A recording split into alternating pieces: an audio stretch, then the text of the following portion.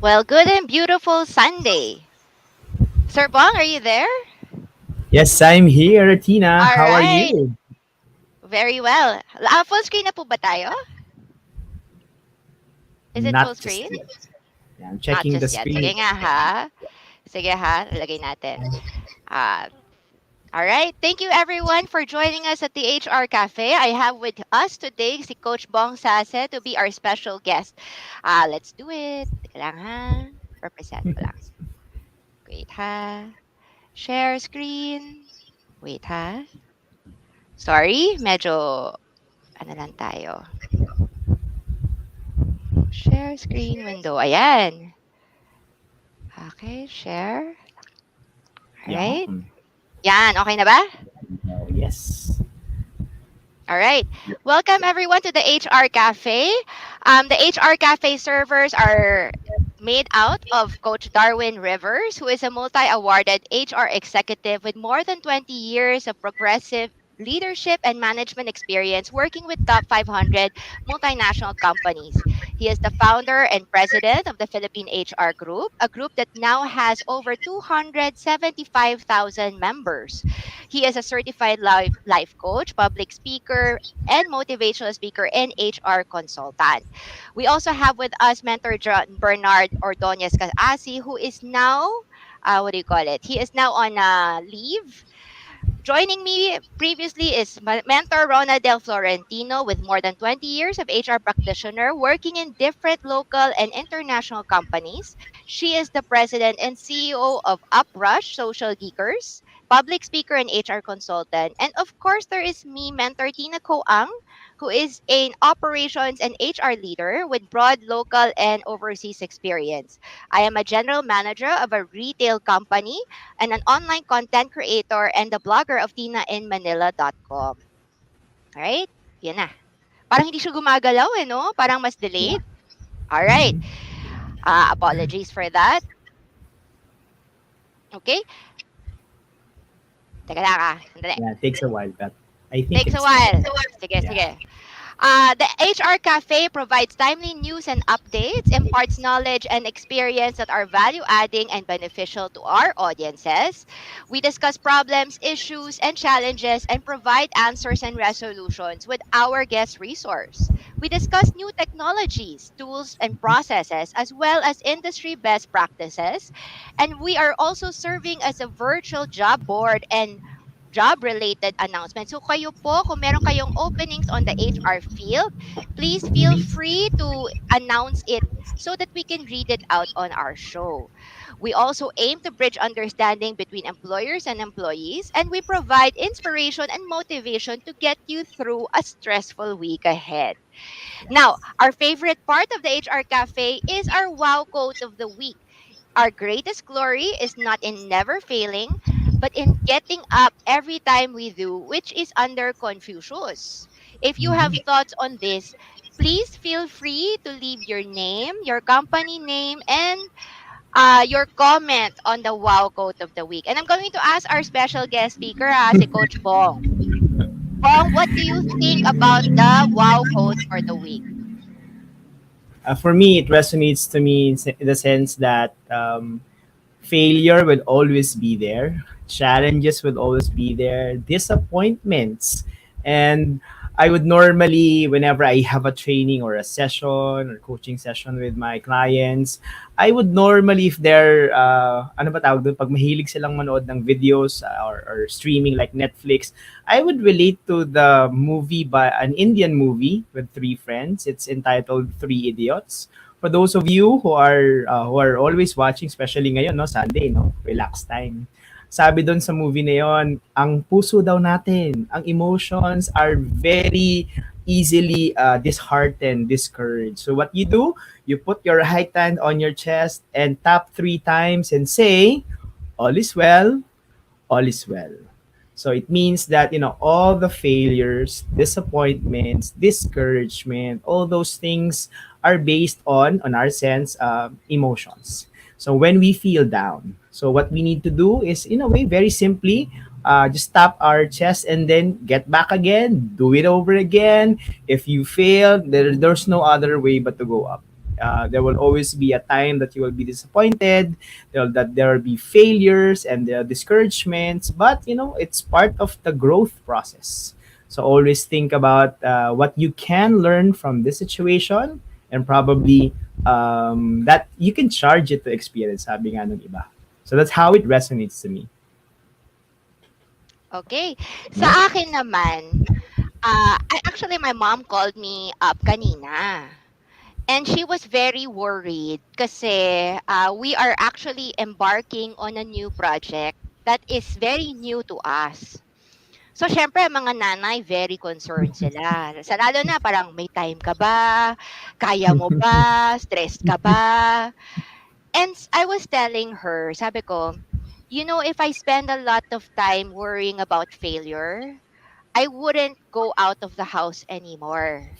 Kasi, one of the best things talaga, one of the best gifts that God ever gave us is that we cannot see in the future. Kasi, if you can see what the challenges you will experience in the future, parang ayaw mo nang mabuhay. Kaya 'di ba parang Mhm. nakakainggit yung mga sanggol eh, 'di ba? Yung mga babies, mga Yeah, newborn. sense of hope. Like you wanna tell them, you don't know what you're getting yourself into. When you grow older, you will have many money problems, family problems, work problems, love problems, so many other problems. And it's really very daunting for anyone. My friends, kahit na mayaman, mahirap po kayo, lagi talaga may problema. And pag may ginagawa ka talaga, sometimes you will win and sometimes you will lose. It's not all the Yeah. time talaga na mananalo eh. May time talaga Mhm. din na hindi ka magiging successful. The most important thing though is your attitude on how you deal with your failures. Kasi nandyan Mhm. na yung, kung kunyari, you're successful, then we celebrate. But if you fail, how long do you spend um, worrying Wallowing. about your failure, wallowing, Mhm. self-pitying yourself, and how much time do you spend bringing yourself up? Because that's the most important part of life. It's not important. Nobody counts the time that you spend pitying yourself. The Mhm. most important thing is when you fail, you get back up and do it better the next time again. Older and Mhm. wiser and more mature. Kaya nga, parang ang nasabi doon is, we have to be agile. Okay? Mhm. We do things, we work fast, we decide fast, we Feel fail fast. fast, and Mhm. then we pivot fast. And then we do things Yeah. better next time all over again. And Correct. sa akin, the magandang most successful person is yung tao na maraming kwento pagkatanda niya. Mhm. Kasi that means marami Mhm. na siyang experience. Like for example, Yeah. meron akong helper dito, nakadalawang asawa na, nakailang asawa. Napaka-colorful ng life niya.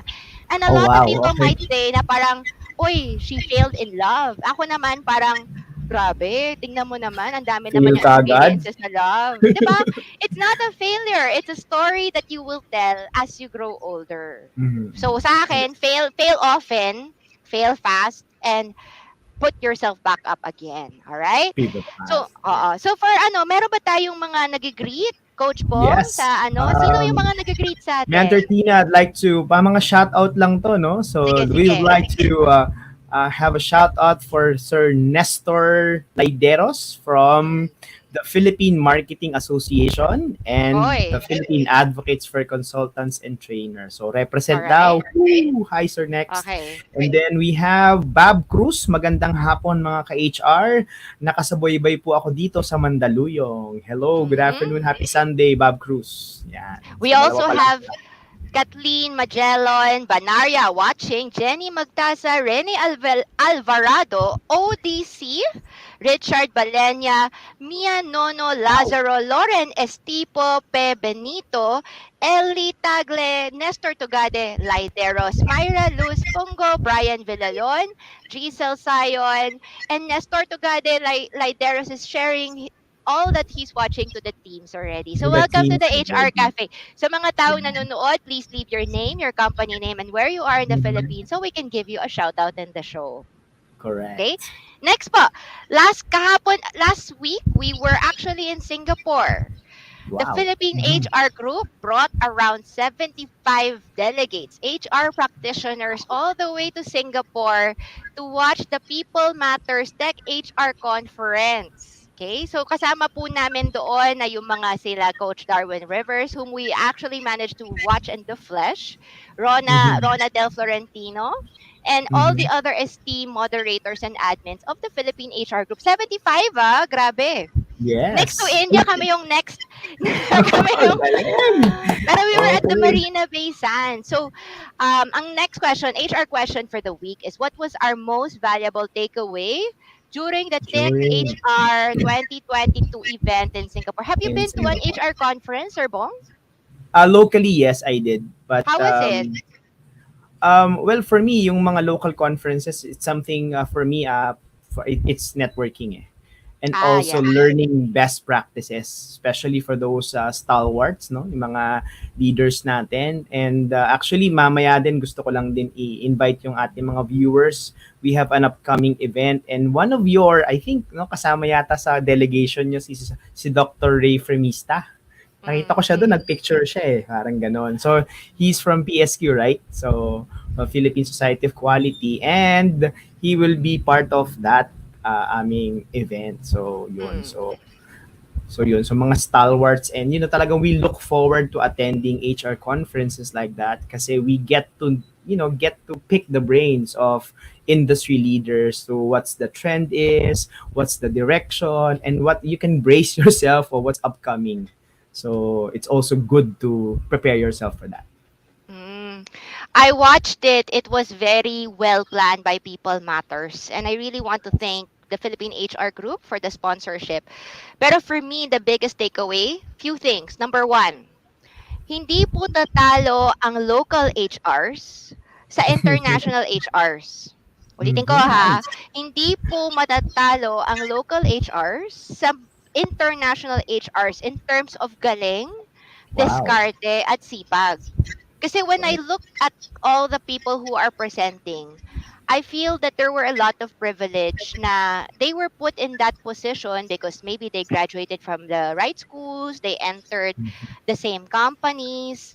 But when Mm-hmm. they were presenting, I felt na parang while it is good and there's a lot of best practices there, in the Philippines, the people in the HR in the Philippines are much more flexible and agile in their decision making kasi managing Filipinos is really an adventure. Diba? Like, Very well. kinakwento namin sa kanila, like, absence without leave. And they're like, what does that mean? Is that part of the military? Kasi for them, a wall is only happens when a soldier abandons Yeah. his in the True. time True. of Or your war. post. Yeah. And I'm like, oh no, it happens to us every week. 'Di ba? And then Correct. it's very different. And then they were saying nga na parang on interviews, like how do we interview? When we were exchanging talaga, sabi ko, oh, the Philippines is a different animal to manage. And any HR practitioner who moves from the Philippines overseas will really find themselves na very capable. Mm-hmm. Number Mm-hmm. two, takeaway is that there's a lot of technology that is already being implemented overseas that's not yet here. Oh wow. And I feel the HR practitioner who can adjust, who can parang bring that to their companies, can easily get a higher salary or is very attractive to multinational companies. Yon. Mm-hmm. Diba? Kasi like for example, HRIS, the recruitment. Number Correct. three, recruitment has now become very global.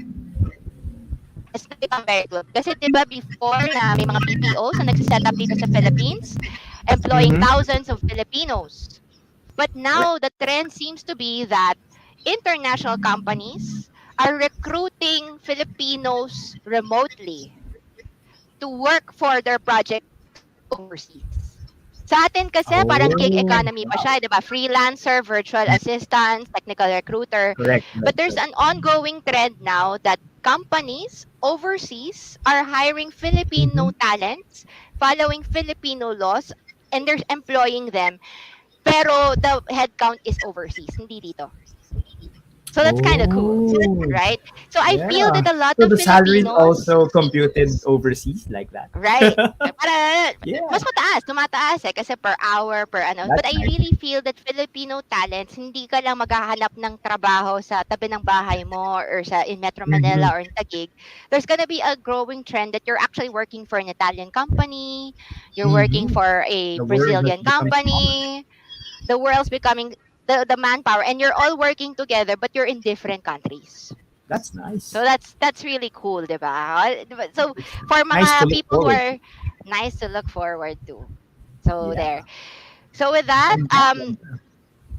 updates lang po tayo bago tayo kayo mapunta kay Sir Bong ha. Para ano, Sure, the sure. DOLE and DOT Inc. deal on the Philippine Tourism Job Fair. So the Department of Labor and Employment and the Department of Tourism formalized their partnership last Tuesday, August 30, for the conduct of Trabajo, Turismo, our Ascenso, which is the Philippine Tourism Job Fair series. Kasi we know that the new government is trying to boost hospitality and parang mga tourism in the Philippines. Mm-hmm. Kasi talaga, walang tatalo sa mga beaches natin. Correct. Beyond Thailand, I think, Mhm. parang dapat talaga dagsaan talaga dito sa Philippines. So they really want to make sure, so they feel that tourism will be a job, what do you call it? Thriving It will industry be ano, to oo. help So that's the us. reason why.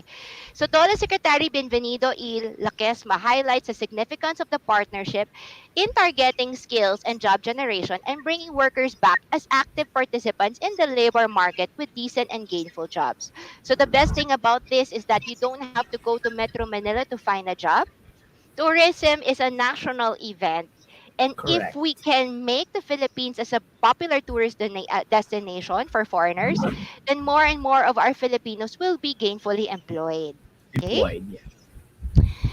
SSS online channels is up and running again kasi last week na down po siya. So a lot of people were asking, kailan ako makakapag-generate ng PRN? Bakit po down yung system? Well, it's now back up again. So you can access their website at www.sss.gov.ph and the SSS mobile app starting this August 31, 2022.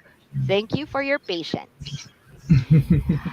SSS has also released the guidelines on verification or evaluation of the proof of account uploaded in the disbursement account enrollment module. Sa mga tao po na gusto pong magkaroon ng SSS loan or Mm-hmm. makatanggap ng SSS benefit diretso sa account nila, habang Mm-hmm. hindi nyo pa kailangan, paki-verify po at paki-upload po ang mga latest data ninyo sa SSS Online. Kasi kailangan po ng SSS na may bank account po kayo under your name. Okay? Kung wala po kayo, dati kasi cheque, di ba? Yes, Dati correct. cheque, pinapadala yan eh. Ngayon wala na pong cheque, diretso na po sa account Diretso na ninyo. sa mga, ay naman yun, Yes, medyo high-tech na rin. but you need to upload your bank details in Yeah. SSS Online. The process takes 2 weeks after you upload. So bago kayong may pangangailangan, please upload it ASAP. Mm. Okay? You can also pay your SSS contributions online via GCash via the SSS mobile Mm. app. Okay? So, for example, for Android or Apple users, all you have to do is download the SSS mobile app. And then after that, what you do is you just follow the steps. You open the app and then enter your user ID and password, press sign in. You can generate PRN to pay off your loans or your benefits. Just press create, then generate, and then supply the required fields and press submit and then okay. May choice po kayo na magbayad via GCash. Keep the record ha, kasi importante yan pag nagre-reklamo tayo sa DOLE. Then press OK, proceed, and then you may review the contribution details to the paid by tapping the drop-down button. This is for people na wala pong trabaho and are paying voluntarily. Hindi na po kayo kailangan magpila sa bayad center. You can actually do that straight at the SSS online app. Okay? So there. So to check if the payment transaction is successful, check the posting of payment on the actual premiums and on the activity history.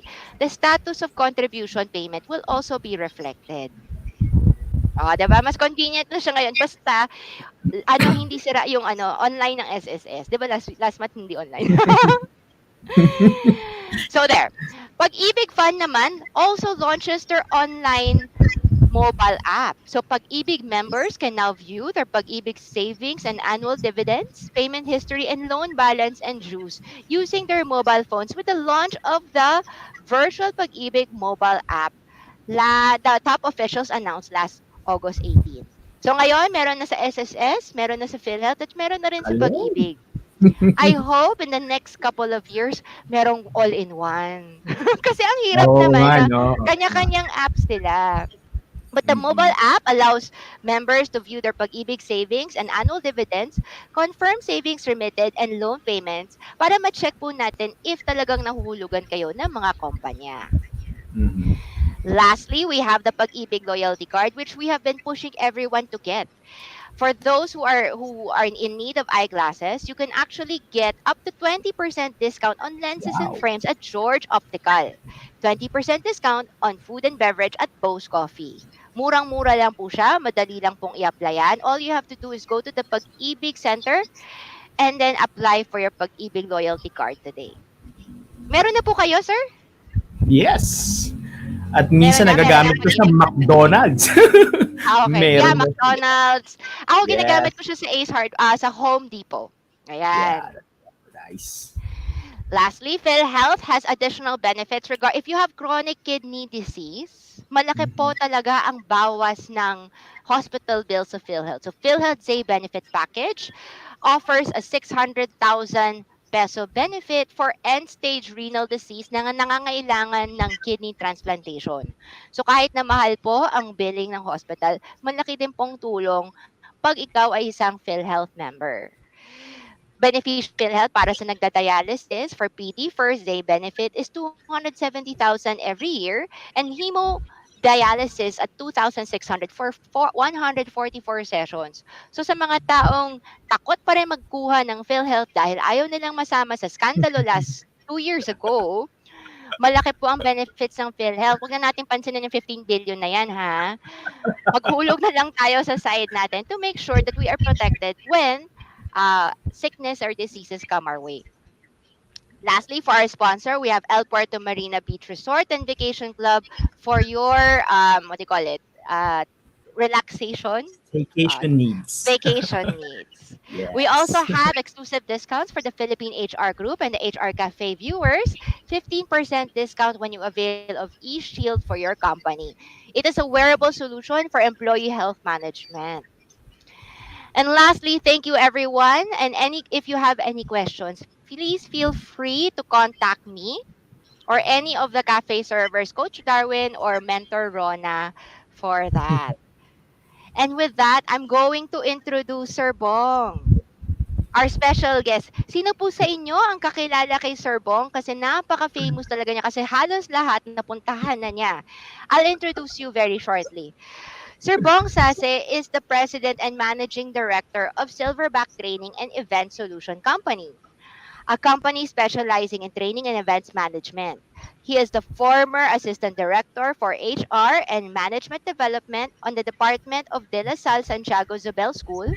He is a servant leader and a lover of learning and a certified Toastmaster of Metro South Alabang Toastmaster Club and an active Rotarian of the Rotary Club Pasay Southeast. He is a partner consultant of Arriva Academy, training consultant for First Pacific Leadership Academy, and he is an excellent communicator, trained resource speaker, respected leader, and a seasoned event organizer.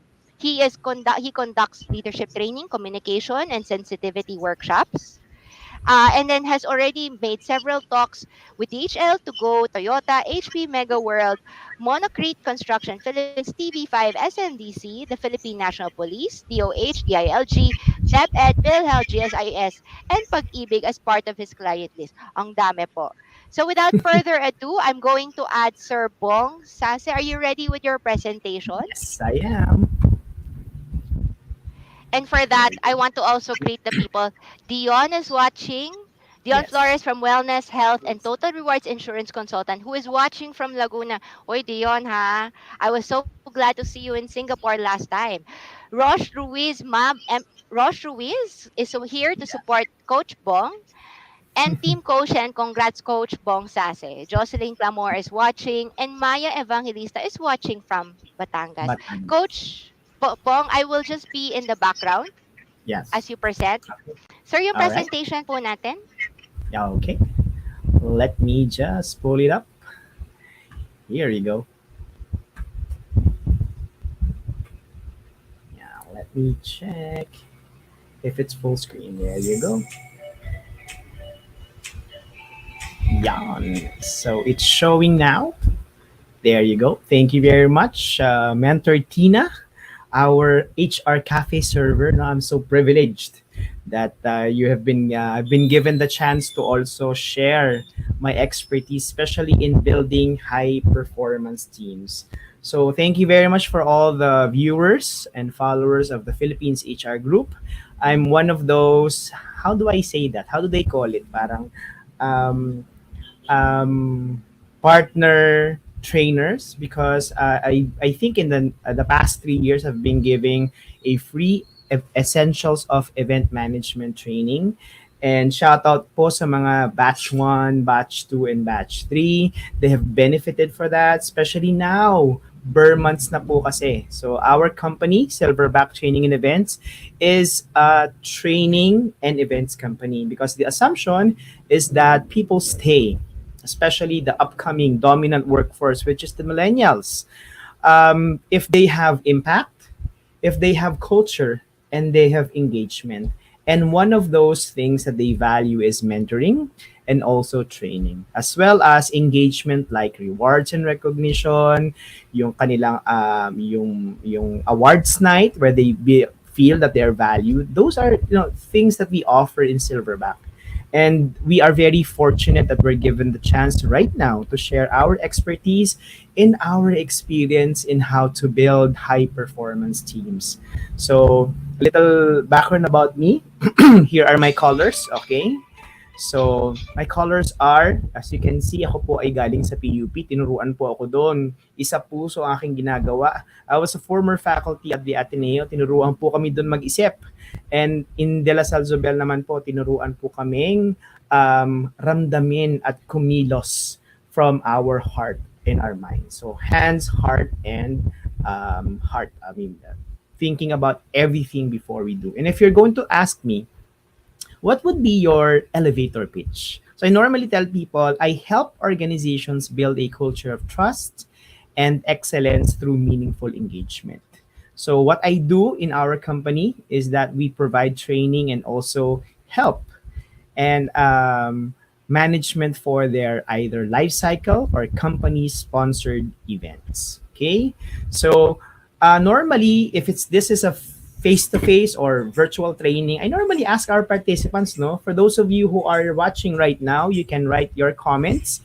This is a very simple a question that I learned from one of my executive coaching class. So, shout out po sa aking mga kaklase sa cohort 21 of Team Coaching Certification Program. Thank you very much for giving me this opportunity to learn this. So, ano yung mga tanong na yan? So, mindfulness by numbers is, well, mga magagaling po sa math dyan, magsilabasan. Okay. Ang pag-uusapan po natin dito ay percentage, ratio at hours. So, di ba? Nakaka-intimidate kasi nga puro numbers. Pero if you're gonna think about it, very simple lang. So for those of you who are watching, okay. So in terms of percentage, how full is your plate right now? Kahit na linggo, no? So how full is your plate? Marami ka bang ginagawa o sakto lang or lampas-lampas, di ba? Very important in team and executive coaching is also, checking in and getting the feel of your participants and your members of the audience. So right now, what is how full is your plate? Okay, I'm checking the chat box right now. Let's see if there will be people who will be answering. The second question for the mindfulness by numbers is in terms of ratio. Okay, how is your work-life balance this week? Okay, where the work is the first number. For example, is it 90-10, 90% work and then 10% personal. Is it 80-20, 80% work, 20% family or personal, or is it 70-30, 60-40, or 50-50? Our goal is to make it 50-50, right? But it depends on the answers that you have. We have Marian Serrano Villanueva answering the ratio of 60-40, okay? And the third question, the third and last question I have for you is, how much time did you devote to sleep this week? Okay? And that would be the number of hours that you have per day times 7. Okay? So, ilang oras kang natutulog sa isang araw times 7. That should be the answer for this. So, when I had this online check-in, oh, by the way, you can use this in your meetings as well, so that you get the feel of where your people are, okay, and your team is. So it's also a good conversation starter when you discuss things like this. So how full is your plate right now? How is your work-life balance this week? And how much time did you devote to sleep this week? Okay? So, sabi naman ni Jane Policarpio, sakto lang 50-50 ang kanyang ratio. And we have Aimee de Guzman Antena saying 50-50, work-life balance is 50-50. Great job. And then CDJ Pasha, 60-40 daw, medyo mas mabigat ang work, and then tinatry niyang i-balance. And Goldrock HR saying 290% ang kanyang plate. Oh my God! Mag-usap tayo, kape tayo, okay? Next we have 60-40, okay, ang kanyang ratio, and 42 hours ang kanyang sleep this week, okay? Now that you have an understanding and awareness of how much time you spend for sleeping, baka naman pwedeng for the following week, it's either you add something on it so that you can recuperate and perform better. Okay? So this is the check-in on mindfulness by numbers. And I hope that you can also use this in your interaction with your team. Okay? So si Miss Lynn is saying, okay, EJ Owa Araneta is saying 60-40. Good job. And also Lynn Abla is saying 56 hours this week. Okay, hindi ko na siya kukumputen ha. Ako po ay naglakas loob lang. But in terms of math po, pare-pareho po tayo. I really am. Kaya nga po tayo nag-psychology. Well, pero it's also nice to check on how much time did you sleep. Thank you very much, Lynn, Gretchen, and Connie for responding. Let's now move on to the topic at hand. I'm given the opportunity, okay, to share to you what I think about in building high performance team. And as an emotional intelligence practitioner, I'd like to also honor, okay, and magpasalamat kay Coach Darwin Rivers for pointing me in the right direction on how to become an emotional intelligence practitioner. Coach Darwin, I think, is one part of the batch one of Profiles and Genos Innovations, batch one of emotional intelligence practitioners. So if you want to specialize on something, you have to find your mentors. And I'm lucky that I was pointed in the right direction by Coach Darwin. Thank you for that, Coach Darwin. I hope that you're watching this, okay? So the presentation that I'll be having today, to this afternoon, is actually two parts. Um, one is about emotional intelligence and how it can help you in building high performance teams. And also, the next part is by introducing the principle of team quotient. Yun. So, very interesting. So, kung sinasabi ni Mentor Tina kanina na there is new technology, there's also a new quotient. Okay, there's a new paradigm, there's a new principle that we're going to introduce, and we would like to invite everyone in the first and historic Philippine launch. Later on, pakiabangan po yan. And we're gonna give out discount for those who would like to sign up for that. Okay? So there are two parts, okay? If there is something that I realized in my direction in my career is that I have gained clarity. So what I want to be in terms of branding, what I want to be in terms of being a coach, it's only two things. Number one, I want to be a specialist in emotional intelligence. And number two, I would like to be a specialist in anything that is to do with teams. Okay, so EQ and teams. That's why it's very perfect. Okay, perfect combination that we're discussing that right now in building teams. I've been a team building facilitator for maybe around 15 years or so, and it's been my lifelong passion.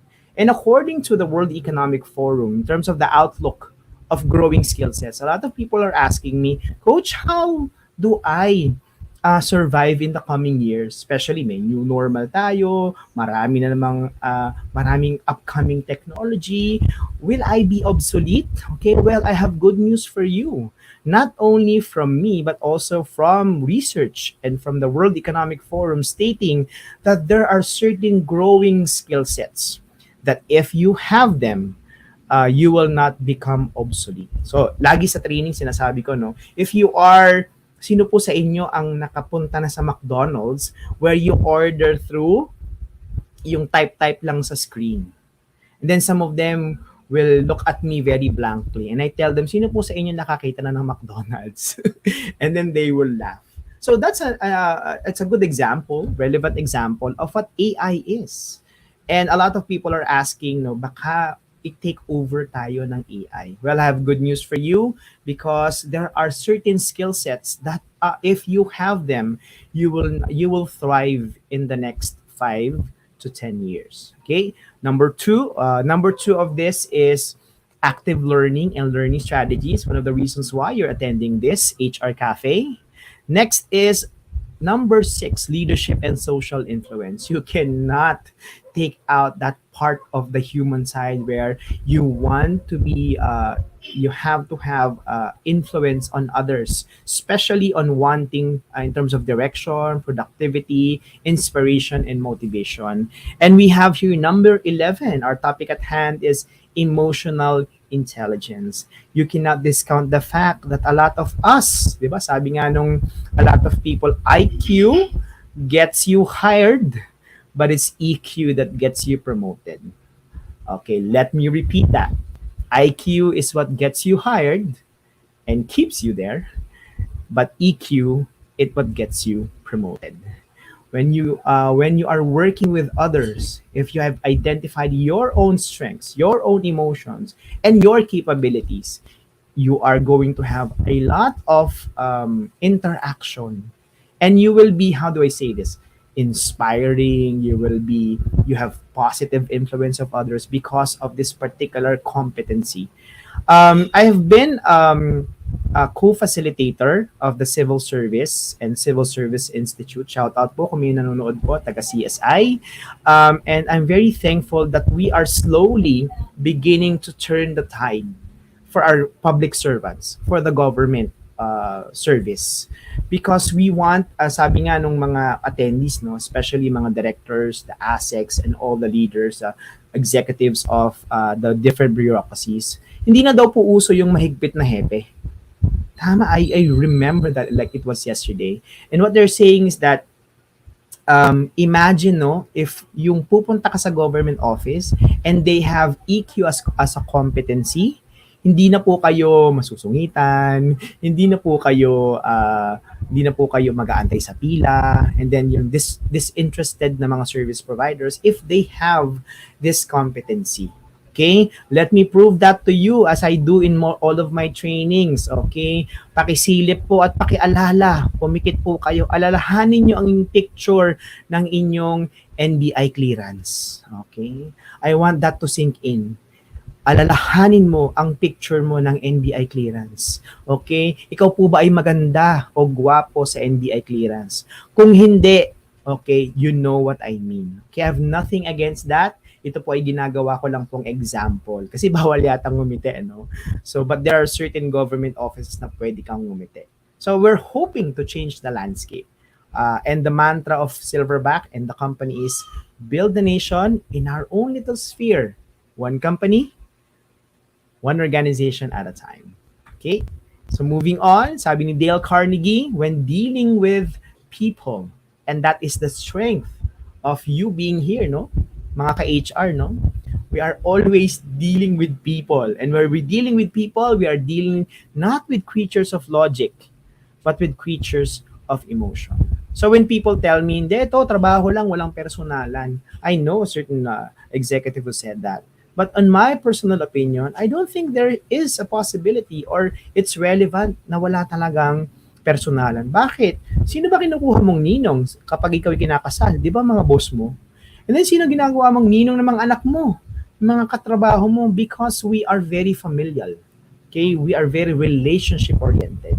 And when you have learned these competencies about emotional intelligence, it would give you big leaps, okay? Not only in terms of productivity for yourself, but productivity for your organization and your department.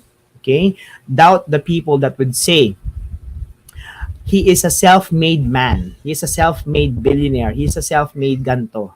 Why? Because no, sabi nga ni J-Max, no? So I was able to attend one of the trainings of John Maxwell here in 2015 in the flesh. So kunwari close kami ni J-Max, no? John Maxwell said, one is too small a number to achieve greatness. No significant achievement can be done by one person. Okay, let me repeat that. One is too small a number to achieve greatness. That was said by John Maxwell. You cannot do anything with significance or achieve anything that big if you do not have a team by your side. Diba, when we come home, we have a family. Our family is our team. For those of you who are serving in the church, your church mates are your team. So it's very important that you establish a relationship with them, especially with your colleagues at work. Okay? So thank you very much. I would like to shout out sa ating President ng Philippine Advocates, Coach Malvin Dinlasan, Coach Jet also, our Communications Officer. Yon, teamwork is the key. I would like to share to you also, this is from, this diagram is from Dr. Kevin McGurty, and this is the neuroscience of emotions. Because when we are, let me try to explain to you the importance of EQ, especially in handling teams. To build high performance teams, you have to understand the basics. And essentially, according to neuroscientists, they said that essentially we have two brains. First is the emotional brain, which reacts faster, 10 times faster. Okay, sabi nga ng aking mentor, si Miss Ruby Manyalak, no? 10 times faster. And also, we have the thinking brain who processes everything. Don't get me wrong, they're always talking to each other. But then again, have you ever done something that you regretted? Have you ever said something in the office that you regretted? Have you ever done something to your team that you have regretted? That, and the answer, possibly, it's a rhetorical question, possibly yes. Oo, may mga nasabi na ako na pinagsisihan ko at may mga nagawa na rin akong pinagsisihan ko. Why? Because it was your emotional brain who reacted faster. That part of our brain, the one on the diagram, the lower part is called the amygdala. That is at the seat of our emotions. Ang sabi nga nila, this is the reptilian brain. So it always scans for threats every 5 seconds. Unlike in the caveman times, hindi na po tayo naghahanap ng mga saber-tooth tigers or mga predators na kakainin tayo. Ngayon, we search on what possible things that would be a threat to our well-being. Like at work, for example, ang kasamahan mo lumapit sa'yo with a parang pile of papers. What does that mean? It means that it's additional work. It's a threat to you coming home. It's early. It's a threat for you to relax. It's a threat for you because you cannot enjoy your much needed rest and relaxation at the end of the day. But if a person or your colleague comes in approaching you with an ice cream or pizza or pancit, your brain would think of it, oh, it's something of a reward or useful. Okay? So what does that say? Our reaction, there is a space, okay, between stimulus and response. Sabi nga ni Dr. Covey sa 7 Habits, no? Between stimulus and response, there's a space that you can use in order for us to react. And that is what gives us the edge. I've trained a manufacturing company in Laguna. And I gave them a training on emotional intelligence and leadership. And out of the 8 batches, the first maybe 1 to 3 batches were executives and managers. And what I noted is that all their scores are very high, managing emotions, social skills, and all that. But come the seventh, the 8 batches, where it's composed of line leaders and team leaders, ang problema lagi nila, managing emotions. What if, no? What if, just what if, those line leaders, those upcoming millennial leaders, those upcoming Gen Z leaders have can learn this competency, and all those technology, all those ideas they have, they marry it with this. Don't you think it's going to be a very productive workplace for all of us? Because emotions affect our and influence our decisions and behavior. Let me give you a fair example. Very recently, a certain actor whom I admire, okay, um, has built his reputation as a great actor for maybe 20 years. And what's supposed to be a time of glory when he's being awarded became a time of shame. Why? Because with a split second, he stood up, walked in the stage, and slapped the host. And yes, that's correct. Okay, this was in the Oscar Awards. Okay, and this is none other than the great actor Will Smith. What's supposed to be a glorious time because he worked so hard to earn the Oscar Awards. Imagine the movie I Am Legend, Pursuit of Happiness, 7 Pounds, all these great movies. What's supposed to be a time of glory became a time of humiliation, became a time of shame, all because he was not able to contain his emotions. So in the workplace, that can also be true. That's an extreme example, but it can also be true, especially with working with your colleagues and your teams. I'd like to share very quickly the core emotional intelligence competency from Genus International. I would like to zoom in actually three lang. Number one is self awareness. Number two is awareness of others. And number six is positive influence.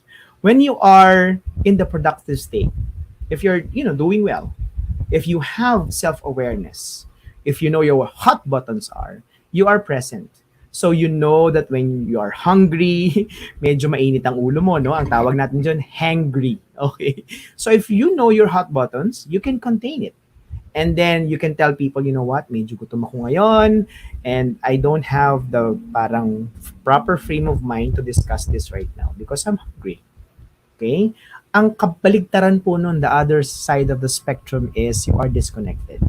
When we mean disconnected, you don't know what your hot buttons are. So you are, going through your day, just waiting for things to happen, and then, bigla ka na lang explode. And that is very dangerous. That's not really helpful. Number two is awareness of others, the understanding, okay, of others' emotions. And do you know that you can also manage the emotions of others? Okay, especially your team. Ha, coach? Talaga? You can manage the emotions of others? Yes, but there's a prerequisite. The prerequisite is you will not be able to identify and manage the emotions of others if you do not know your own emotions. And what does it mean? In the productive state, you can be empathetic. Okay, may masama ang loob ng kasamahan mo, you can empathize with them. Okay?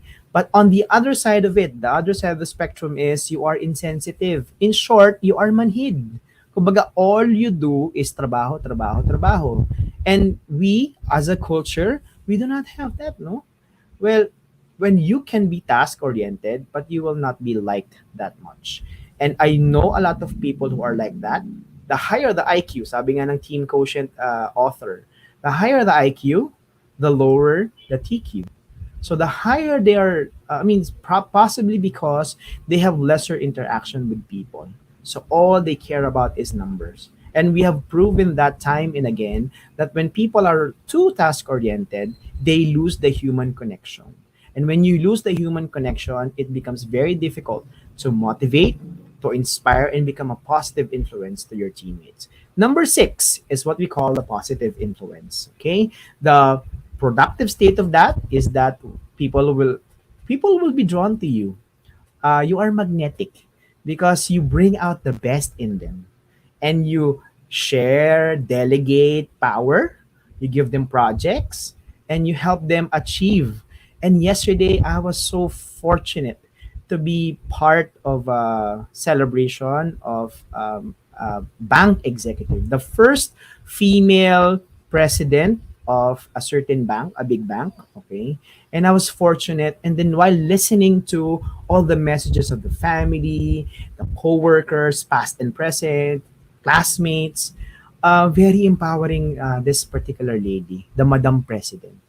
So through hard work, and I couldn't be fortunate enough to be in the midst of them. So kasama niya yung team niya, yung kanyang mga executives na nagse-celebrate. And the other side of the spectrum there is indifferent, or what we call in the layman's term, so mga millennials po dyan, is wapakels. Okay? Can you type in the comment section wapakels? Okay. If you do not have positive influence, we are wapakels to others. Okay. So yun. So thank you very much for giving me the opportunity to share this. And because emotions influence our decisions, our behavior, and our performance in the workplace, when dealing with people in the workplace, okay, it's very important that you are aware of what you feel. And when you feel that, if those productive emotions will get the best of you, that you will be magnetic, and people will be inspired to be in your presence. So in this picture, you can see that people, those who have unproductive emotions, can feel a host of things like narrowed thinking, limited interpretation of events, so on and so forth. So it's pretty much very important for us to be aware of how emotional intelligence as a competency can help us manage our own, and as well as help us manage the emotions of others. Especially, have you heard of stories na ganyan? Ay sir, alam mo, sa totoo lang, kahit maraming trabaho sa amin, masaya po ako doon. Kasi magaan lang po kami hindi po kami masyadong na-stress. Tawanan lang, nagkukwentuhan, maraming trabaho, but we don't turn on each other.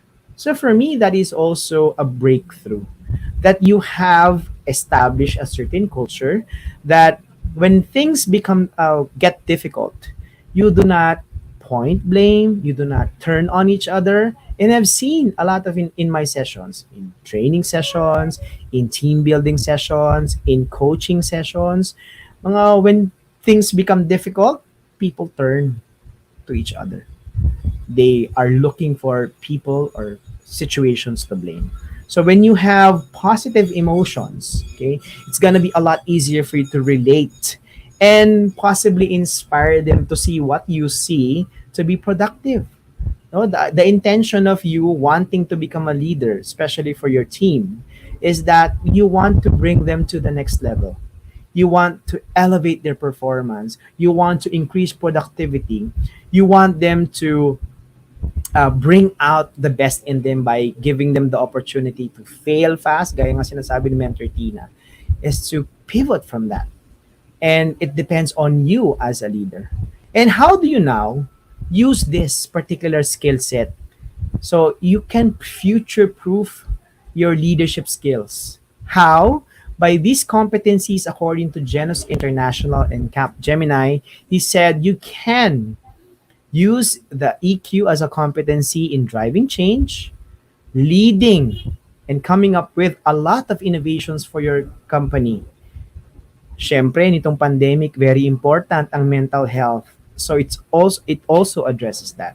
It also helps in agile leadership as well as strategy implementation.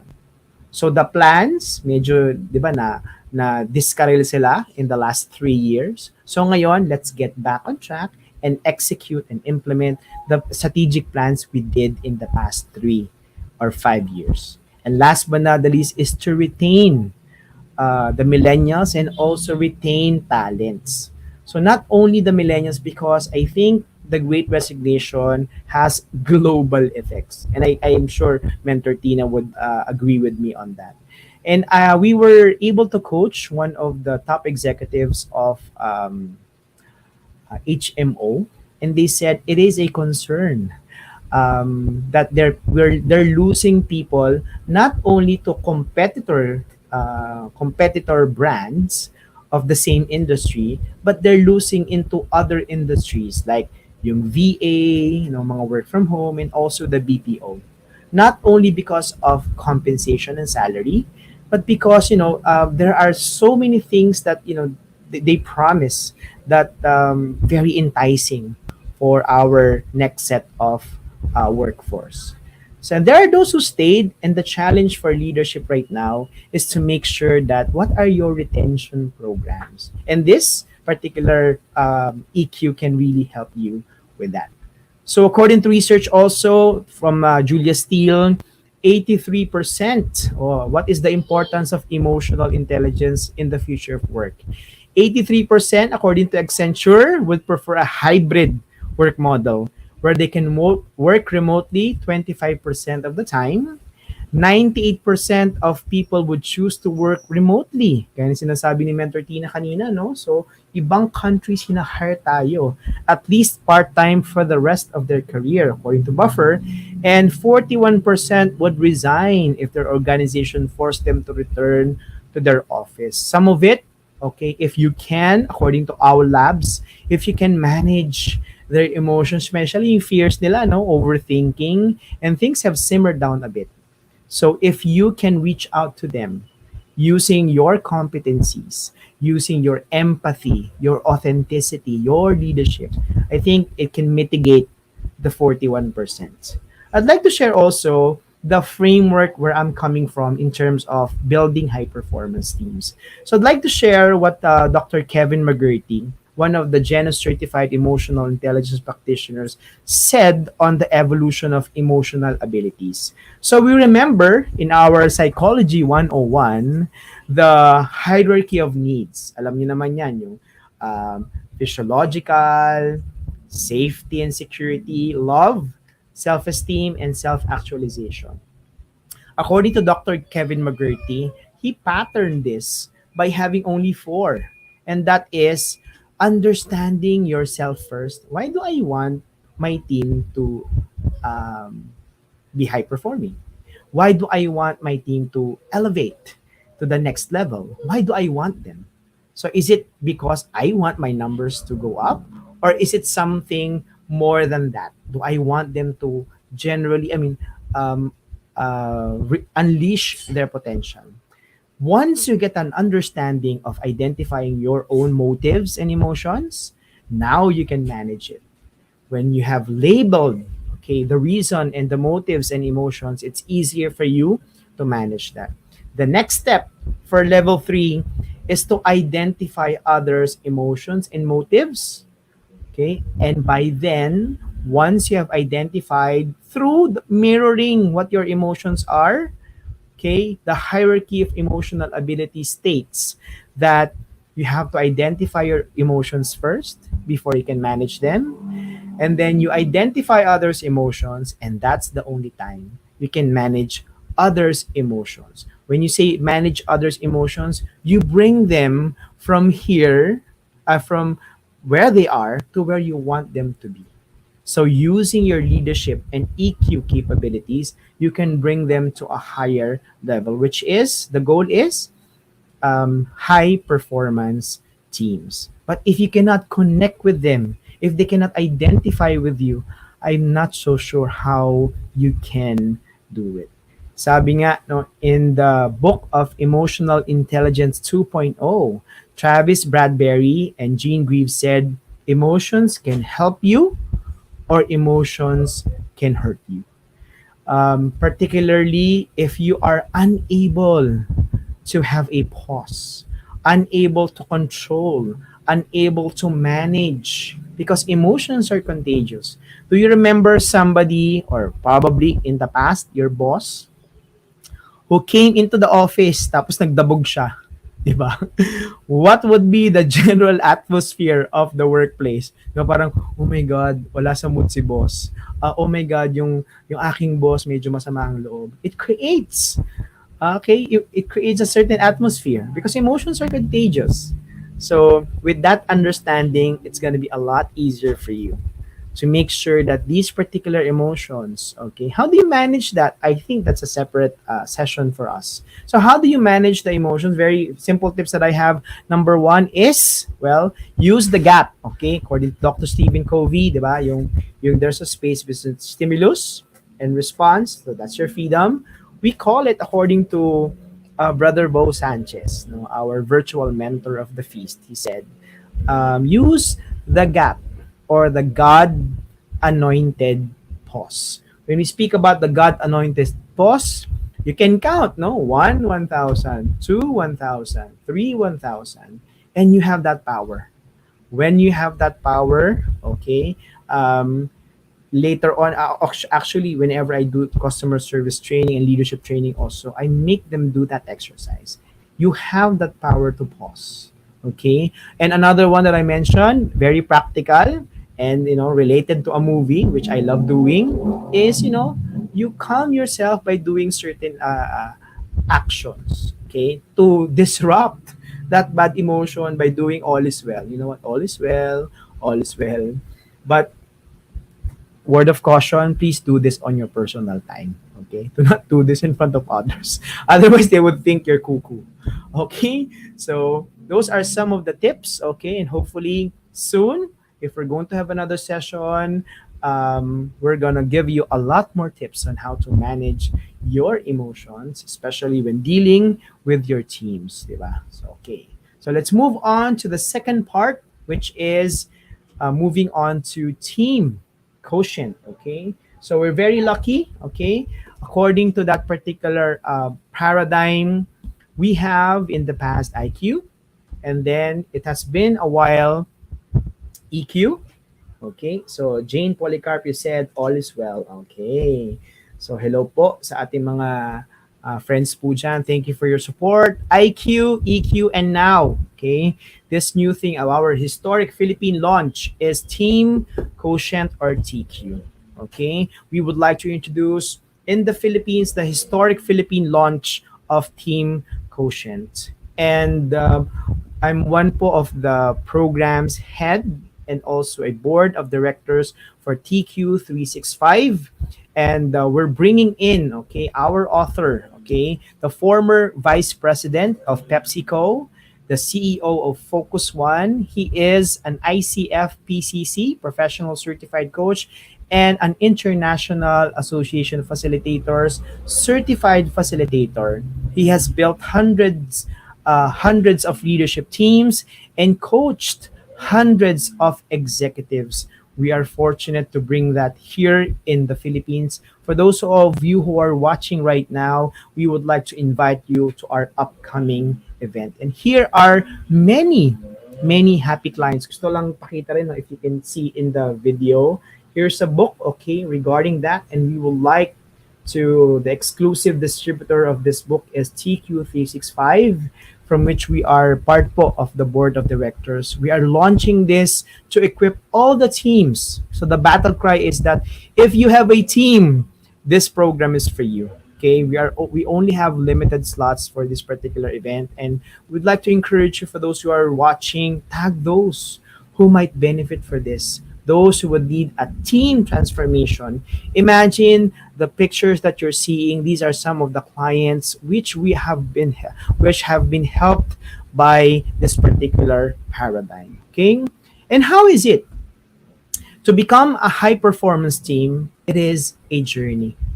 It is not a magic pill that can be done, or you can do this 1 day training, you can do this 2 day training, and that's it. Actually, it's not. And as we all know, especially when dealing with people, which are creatures of emotions, okay, we need to slowly build the culture. So, step one is to transform. Okay, how do you transform? Number one, you have to assess where the team is, okay, by having the TQ health check offered by the Team Quotient. And B is to develop culture. When we speak about developing culture, this is setting the norms, setting the standards where you want, and really defining what does success look like to you. What does success not only from the top management, but what does it mean to be successful for the little smaller teams by department? And when we speak about team performance, it will always be, um, I would like to believe that unless everybody's winning, no one is winning.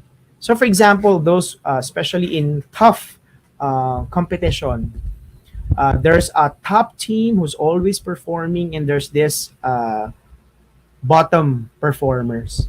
So, I was able to give a training, leadership training, and a coaching for a certain company. We did this in Pampanga, and the best part of it is that when I said to them, you know what, who is the top performing team, top performing branch? And they notified this is the person, this is the branch, and who is the bottom performer.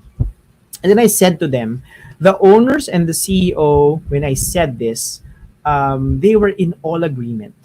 And they said, you know what, I believe that one of the things that makes stop us from being a high performance team is because people who are winning on the top should have a mindset that unless all of us are winning, none of us are winning. So you have to institutionalize, okay, and embed, okay, coaching, okay, and helping those top one to the bottom performers. For example, 1 to 30. And then top two should be coaching also top 29, I mean bottom 29. So those things are very simple, but we have to institutionalize it. So going back to this particular journey, when we speak about top step two, that is to integrate what we have learned in terms of the assessment. So we need to embed, integrate the cultures from the strategic initiatives. So what are we doing right that's working? And how can we marry that with what we have learned and established for those who've stayed for 5, 10, 15 years? And when we speak about renew, it means it should be something like offsite. I'm a team building facilitator, and I know some of the leaders, some of the HR leaders are saying that team building now is passe. It's no longer, it's already obsolete. But according to Simon Sinek, values like trust, cooperation, collaboration, these are emotions. And you cannot tell people to trust me, cooperate with me, collaborate with me, because you have to connect with them. Okay? When we speak about team building as passe or obsolete, probably they're not doing it right because they think that team building is just fun and games. But then again, it should be principle based. And one of the things that I learned in my class from Leadership in Motion Global and Leadership in Motion Philippines is that team coaching is about co design. Okay. So we design together with a client. So we're doing it properly, not only in terms of buy in, because when they're the ones designing the program, what our norms are, okay, I'm hoping to share later on some of the tools that we can use for your teams to build a high performance team. The most important part of this particular journey is the ownership. And how do you establish ownership? Have them co-design. So there's ownership. And according to Stephen Covey, alam niyo naman, medyo Covey influenced ako. Um, the age-old adage applies. No involvement, no commitment. When you are implementing change, implementing strategies, if there's no involvement, there's no commitment. So in becoming a high performance team, you have to involve them in the design. You have to involve them in the norms. You have to make sure that they own coming from their words so that they feel that they are part of the decision making process. Okay? And according to Douglas Gerber, our author um, of Team Quotient, it is moving beyond individual leadership into team leadership. When we speak about how do I relate this now to what I discussed earlier, you become a transformational leader. You become an expansive leader.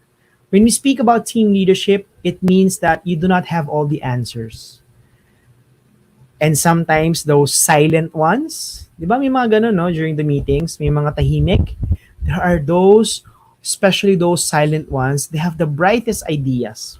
If you have team leadership, if you have high team quotient, you would believe that there are people who are better than you. There are people that who are brighter than you, and that's fine. Okay?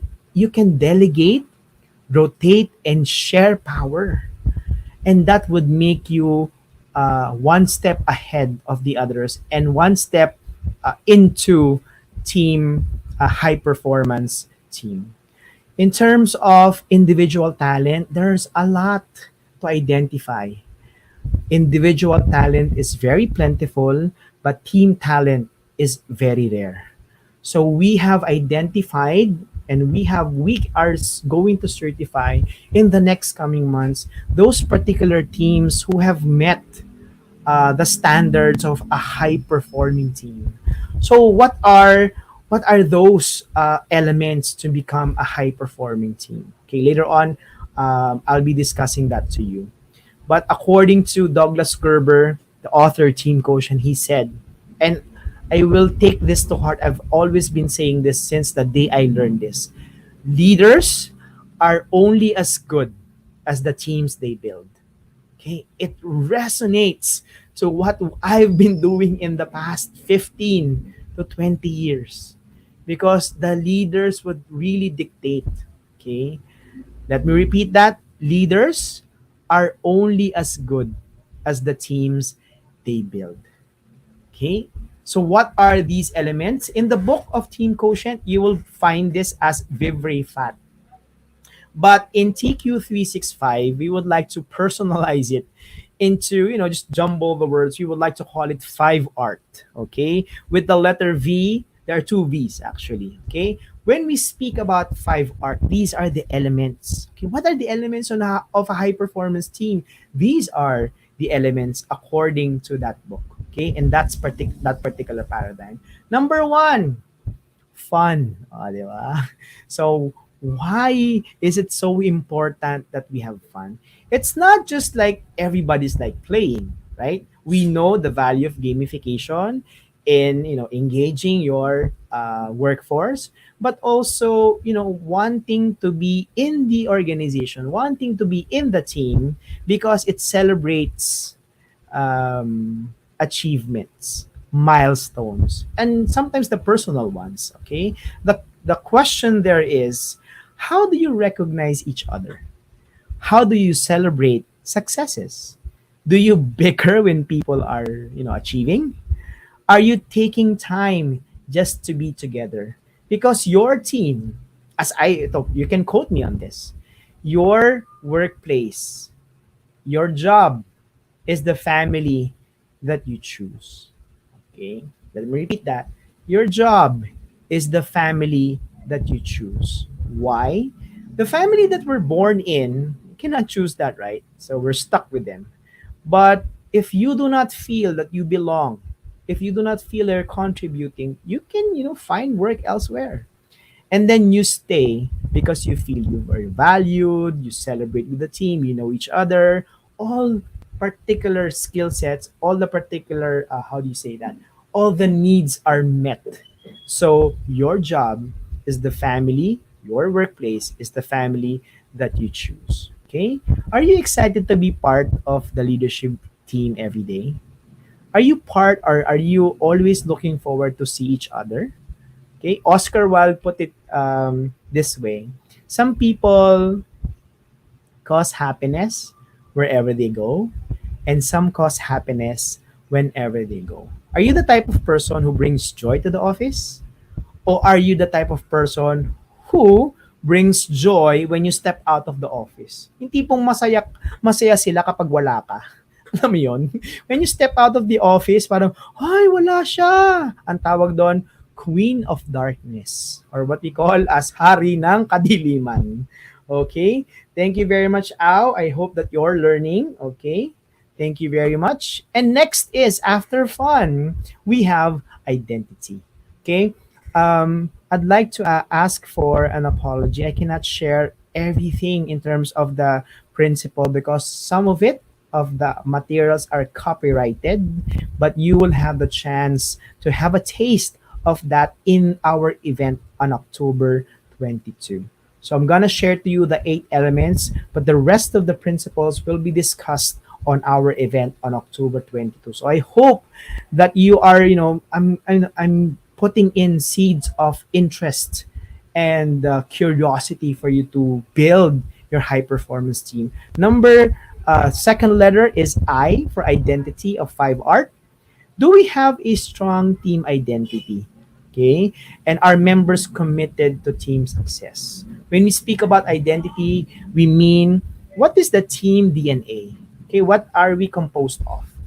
Like in our case, we have in our particular management team, we have a CPA, we have an engineer, we have a dental marketing expert, we have a digital marketing expert, and we have an MLM guru. So diverse. Do you celebrate each other's identity? And do you know that aside from the company identity, you can have your own team norms, your department norms that is related to that. In our workshop, that's what we've been doing.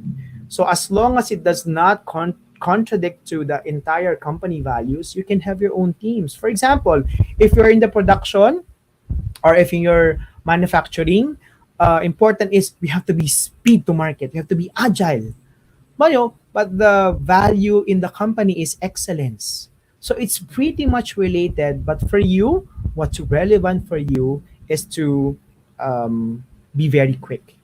I remember giving a training recently for a clinic. Okay, so they are a diagnostic clinic, and they said, "Coach, what we want to happen is for our clients to come in, have a transaction, taking their blood, CBC, all that, and then go out and then wait for the result. We want them to experience quick service." Oo nga, no? So sabi ko, yeah, it's something very relevant to you because of the nature of your business. So you have to have that particular identity. Yawn. Okay. Next is, okay, for our first V. Okay. Thank you very much, Miss Marian. Truly enriching session. And Sir John Pano, great topics, the great guest. Okay. Vision. What do we mean by vision? Okay. Compelling reason to perform. Is there a reason? I mean, is there a particular burning desire? Okay. So for us to do and follow the vision, what are those particular motivators that engages the team? Can they see what the owners of the business are seeing in terms of the vision? It may outlive them, but are they seeing, okay, a compelling vision, purpose, or common goal, something bigger than themselves, and they know where they're going? So in this particular example in the book, they said this is what we call as the burning platform. The story is said about a certain oil rig.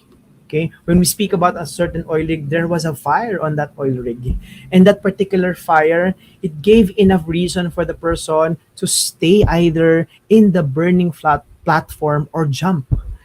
Because if you jump, there is a possibility that you can still live, although you know that you can die. But if you stay in that burning oil rig, for certain that you will die.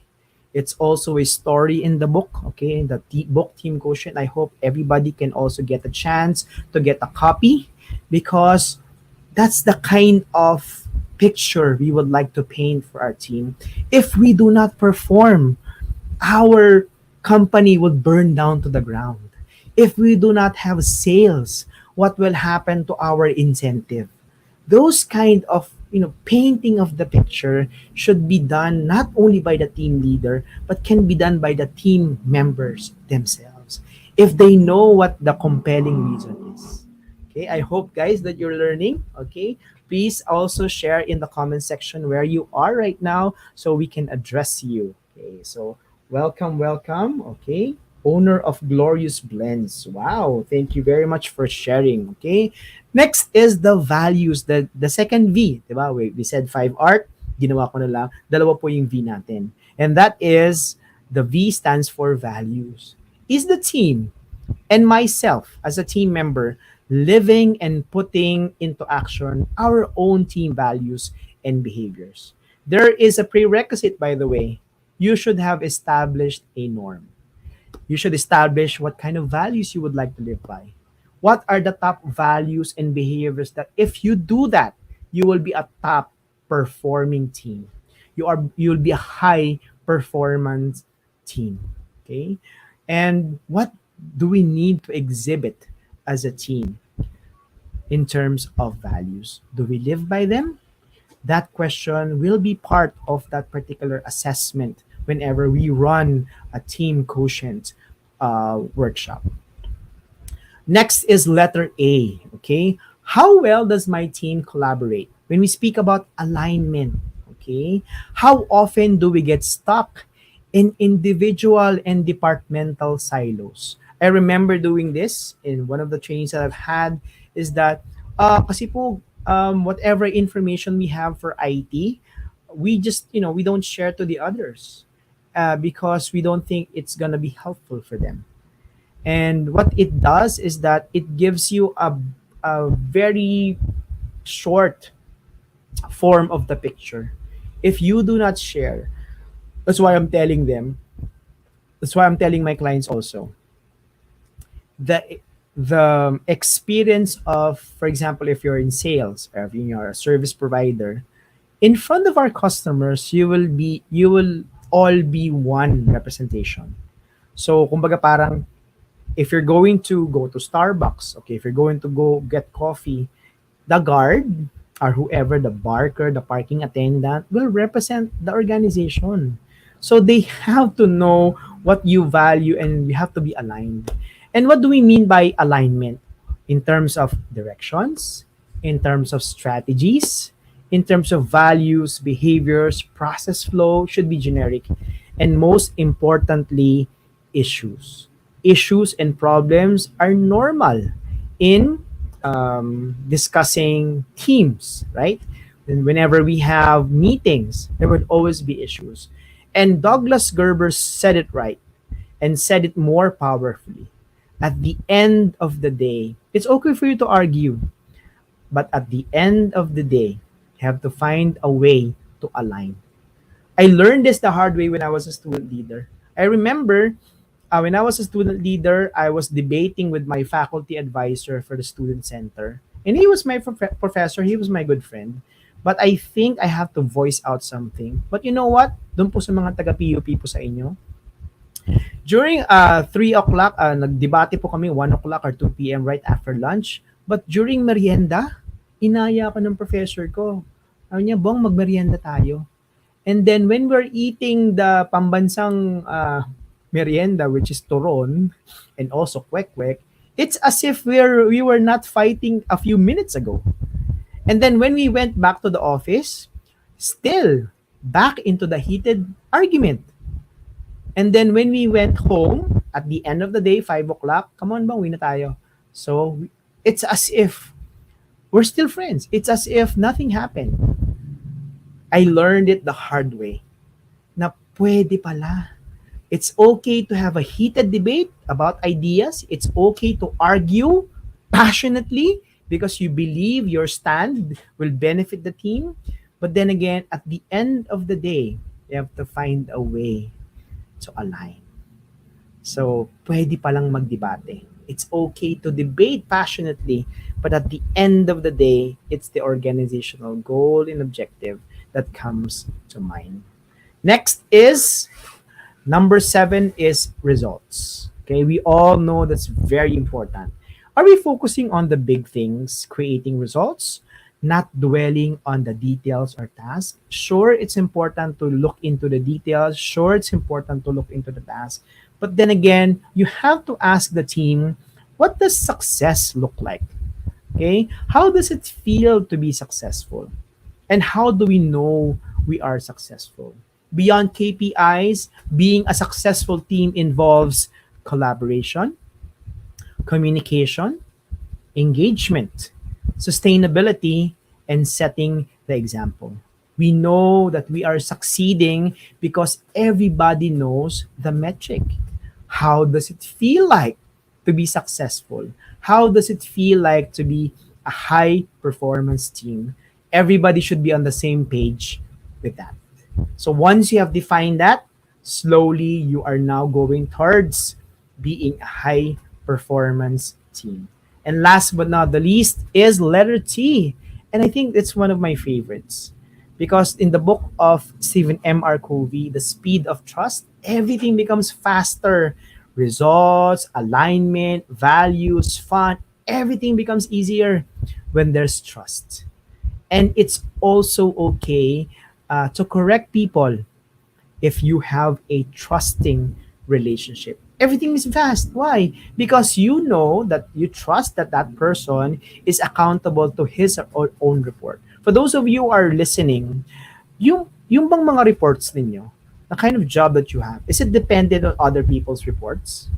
If yes, then you are on the right place because you have to trust that they will do it. So, no, the normal question would be high trusting relationships will ask, what can I do to help you submit the report?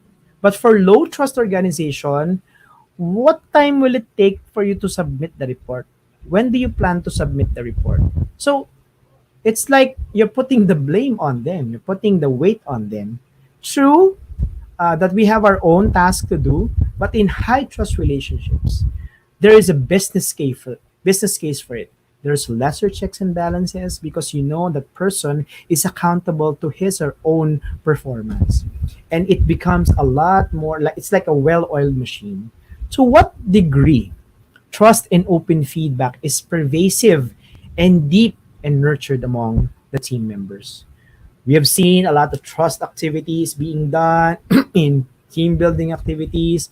But then again, as mentioned by Simon Sinek, trust is a feeling. Cooperation is a feeling. Collaboration is a feeling.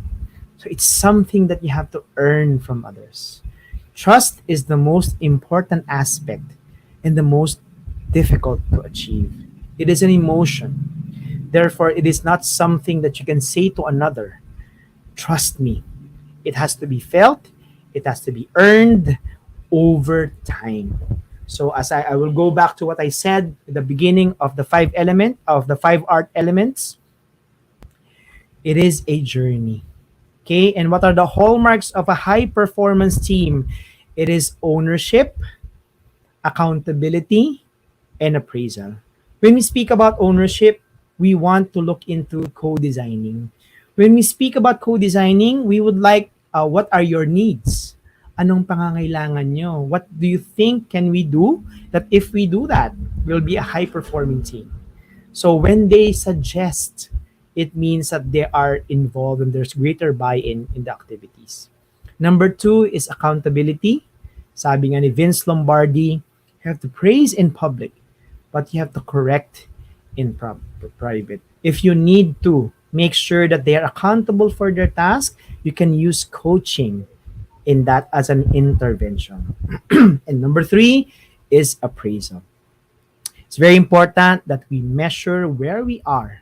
If we are slowly becoming a high performance team, or are we becoming a performing team? Slowly and slowly, the important part of it is that we create progress. And what doesn't get measured, I forgot the particular term, but there is that if you cannot measure that something, it cannot perform that. You cannot achieve what you cannot measure. So I hope I was able to say that properly. So here are some tools that I've learned in our team and executive class in team coaching. Number one is norms setting. How do you now establish a high performing team into the terms of journey? Tool number one is norm setting. Okay, you can either be a newly formed team, you can be a seasoned team, but then again, you can establish the norms no matter where you are in the journey. If you remember Tuckman's journey of group development, the forming, storming, norming, and performing, it doesn't matter where you are. As long as you want to establish where are we have to what is norm setting. It is a process to make expectations of behaviors and attitudes explicit, so everybody can read it, everybody's aware. So you're expected to be punctual in our meetings in Zoom. You should be there 5 minutes before, or you have to turn in your reports right on time, otherwise it's going to affect the entire enterprise. Why is this important? When working with a team, we need to make sure that we have explicit norms and it's open to everybody. They can question it as long as they agree at the end of the day, because that's how they want to operate with one another. Okay? Sample would be what are these norms? I would like if we can begin on time. O, di ba? Importante yan. Next, I hope that we can end on time. I would like to talk one at a time, and I wish they would stop cell phones during the meetings. I hope everybody comes in and ready to participate in the meetings. In one of my trainings, Leading Effective Meetings, I normally establish that there is a way for you to have a 1 hour productive meeting. And that's a separate training, but then again, I'm sharing to you right now. How does it work in terms of the norm setting? At the beginning of the meeting, no matter where you are in your journey, you have to explain to them that this is for us to look into, for the team to make sure that everybody's on board, wanting to make sure that this is where we are to define us in terms of performance.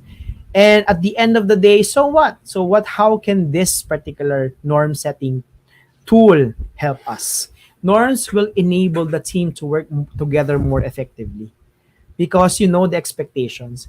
In our trainings, and you can quote me on this, I would always say frustration stems from unfulfilled expectations. Let me repeat that. Frustration stems from unfulfilled expectations. If you have this tool in your teams, it's going to be a lot easier for you in your journey. So, norm setting is tool number one. Tool number two is what we call as the high performance team instrument.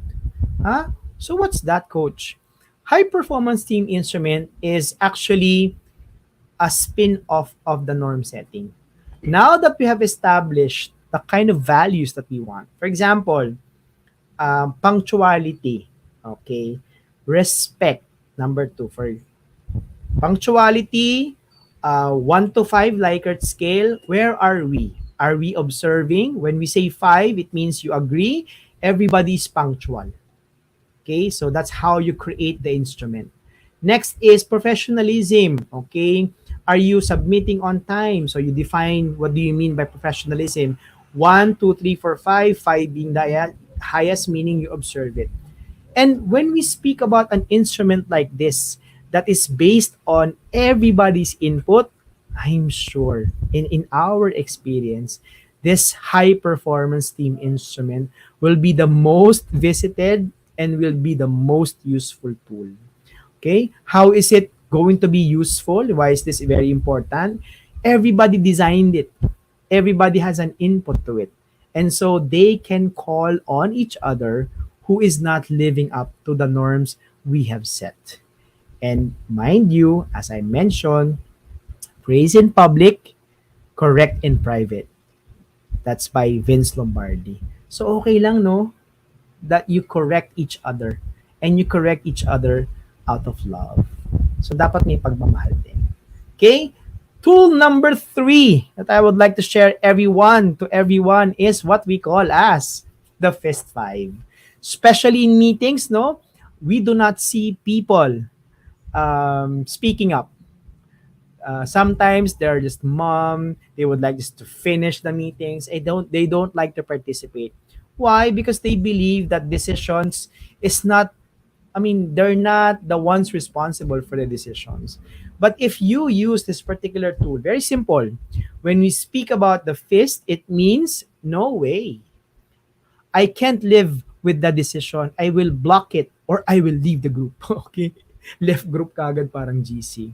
And then when we speak about one, it means I don't like. Two is not excited. Three, okay, good, but I have a couple of questions. Four, I think the decision is excellent, but I will work hard to support. Support lang ako. And when you show five, it means that you are in total agreement. The decision is a must. Okay? I may leave the group if it's not made. So when I give this exercise, I give sample questions like number one, okay, we will end our session before 5 o'clock. Can I see your responses? One, two, three, go. So all together, they will show their fingers. If some would say three or two, that's a good opportunity to converse with them. So, what's the story behind two? What's the story behind three? And you listen to them. Coach, hindi ba time consuming yon? If you want greater buy-in, you have to listen to people in the team because they're the ones who are on the ground to make sure that your performance, you have to make sure that everybody is on board in the decision. So when I give another example, okay, so we're going to have a 4 work day week. What is your vote? In three, two, one, they will say like that. When they're all in agreement, oh, fine and good. Everybody is on board. So if you see like four or three, it's a good conversation starter. And it gives them the capability, oh, okay, that's okay. I have a voice. I can be listened to. Okay. So there you have it. Tool number one is norm setting. Okay. Tool number two is the high performance team instrument based on the norms agreed by everybody. And tool number three is very simply the fist five. Okay. So these are some of the tools that we offer in our team coaching, especially for TQ365 and for Silverback training events. We would like to value the voice of our teams. I would like to now venture into also sharing to you the five dysfunctions of teams very quickly, and what does it what are the repercussions of these dysfunctions. So when we have absence of trust, fear of conflict, lack of commitment, avoidance of accountability, and inattention to results. Patrick Lencioni, in his book of the same title, said that the absence of trust stems from the unwillingness to be vulnerable. And it's very difficult if you do not have a trusting relationship with your team. Whenever you go to the office, if you have trust issues, I think it's one of those things that you have established first. And Russell Honore said it best when he said, teamwork builds trust and trust builds speed. Everything becomes a lot easier if you have trusting relationships in your teams. Number two is the fear of conflict. Sometimes we do not raise issues because, oh, he's more powerful than me, he's more influential than me. But as mentioned earlier, you can have a heated debate about ideas, and you do not have to be fearful because the requirement of having conflicts, healthy conflicts, is a trusting relationship. According to Prime Minister Margaret Thatcher, we should use our opinions to start discussions, not end them. All right. I hope that you are all learning. Thank you very much, Sir Rene. You cannot improve what you cannot measure. Thank you for sharing that, Peter Drucker. Okay. Yan. TQ is something new to us. Okay, by Mary Shower in Virginia. Thank you for sharing this with us. Okay, it is a fruitful learning session. Hopefully, you are learning along the way. Number three is the lack of commitment. When people do not when people do not feel that they are involved. Okay, they do not have a say. They do not have a voice. That's the problem with teams. It's a big problem with teams. When it comes to defining a team's purpose, The time proven rule applies: no involvement, no commitment. And that was said by the author of Seven Habits of Highly Effective People, Stephen R. Covey. So make sure that we have commitment. You have to make sure that they are involved. Number four of this is avoidance of accountability. I don't want to participate because I don't want to be the leader. I don't want to be something accountable. I don't want to be here in front. Without committing to a clear plan of action, even the most focused and driven people often hesitate to dive into the team. Okay? Because Pat Summit said it best when he said, responsibility equals accountability equals ownership. When we put them together, a sense of ownership is most powerful weapon a team or organization can have.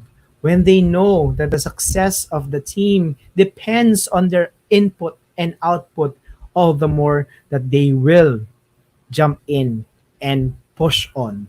And last but not the least, according to this, is inattention to results. Okay, most of the time, this is because some people would like to haggle the spotlight. They are driven by their career development or their need for recognition. Do you know people who are like that?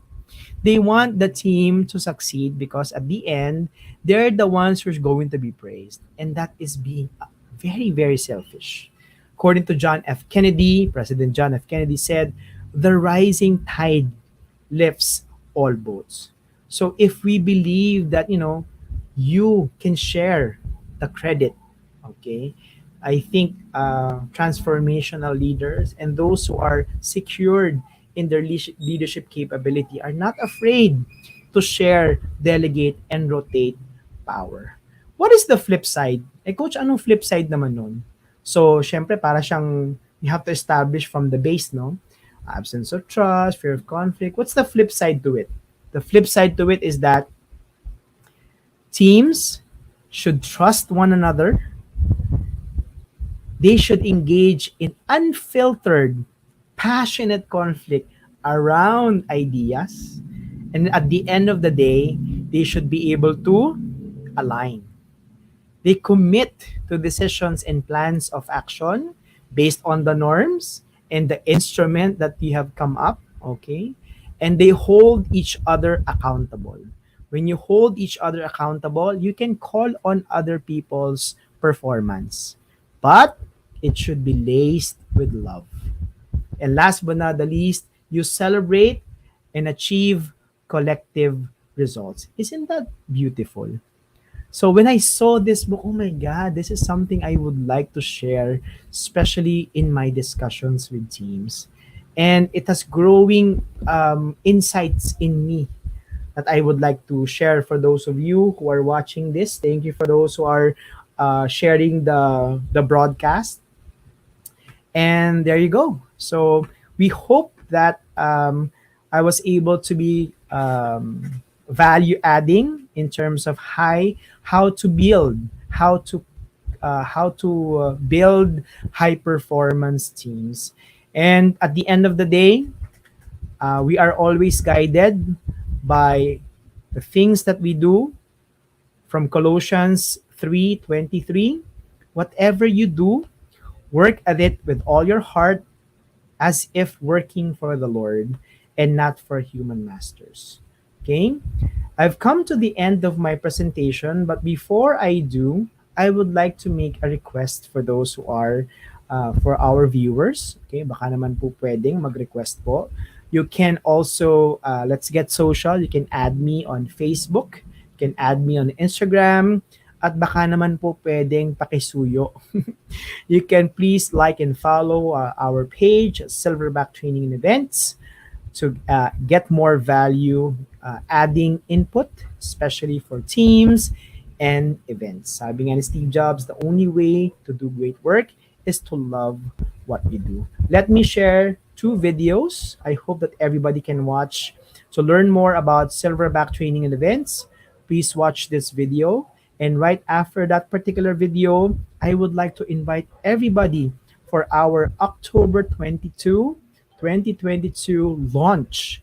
This is a historic Philippine launch of Team Quotient in the Philippines, and we have been graced with wonderful speakers, industry leaders in the person of Sir Raymond Sanchez. We have Dr. Ray Fremista. We have the president of the Philippine Association of Professional Speakers, Ms. Tony Miranda. We have Mr. Manolo Silayan, also a certified coach. Coach Suzette Shapno, okay, Chief Training Consultant of Success Training. And we have Mr. Markwin Lopez, the President of J&M Ambassador and also a certified team coach and coach. So please watch this video, two videos before we go on to our Q&A.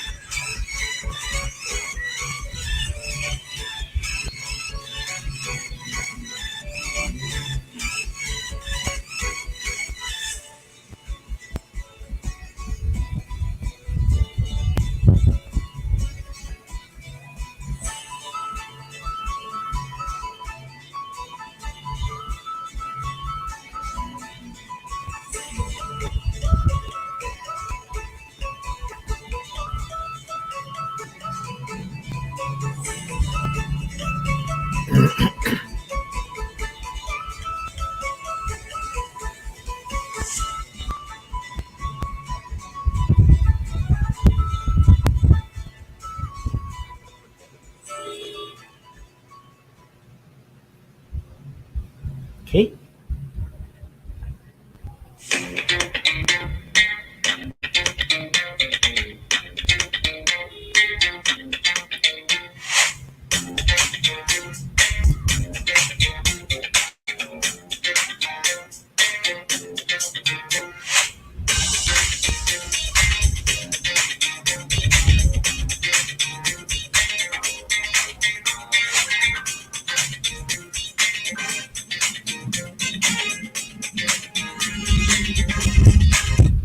There you go.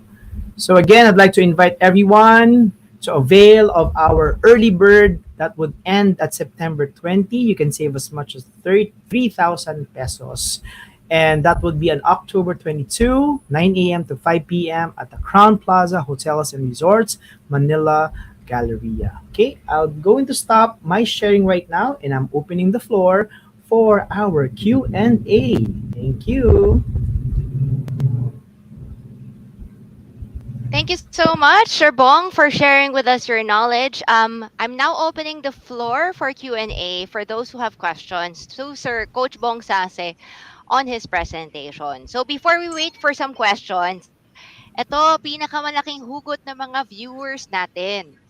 They all understand the need for high-performing teams. Ang Mhm. problema, hindi sila. Ang problema nila, yung boss nila, parang hindi Correct. daw nagigets. 'Di ba? Parang the boss always says, let's all be high performing, let's all be high performing. But given that the change kasi should come from them eh, what Yeah. can the viewers do in order to help their boss realize that this is very important? And how can the boss change given that ang daming bosses na napaka-stubborn and they always feel they know what they're doing and they're always right. Yo, very relevant question. And I think siguro I've been thrown that question a lot Yes, because yes. Ang problema, yes. our culture kasi 'di ba, and also yung we are ano ba tawag doon, yung family owned some of the corporations, right? Mm. So, paano natin yan, coach, gagawin if the owner themselves, the boss themselves do not understand? Okay? Well, siguro I'd like to attempt to try to answer that. Number one, you have to understand what is important to the boss or the owner. Okay, if the owner speaks about numbers, bottom line, so what can it do for us? You have to arm yourself with that, and have to find a way to understand how can I translate and how can I predict um, that this particular program or this particular workshop, this particular transformation being offered will translate into this. Okay. So that's also a challenge for you. No, it's a challenge for you as a team leader, a supervisor, a manager. How do you now speak the language of your boss? That's your first assignment. Kasi I will not say that this we should do. Because you understand your culture, your boss better than I do. So that's the first one.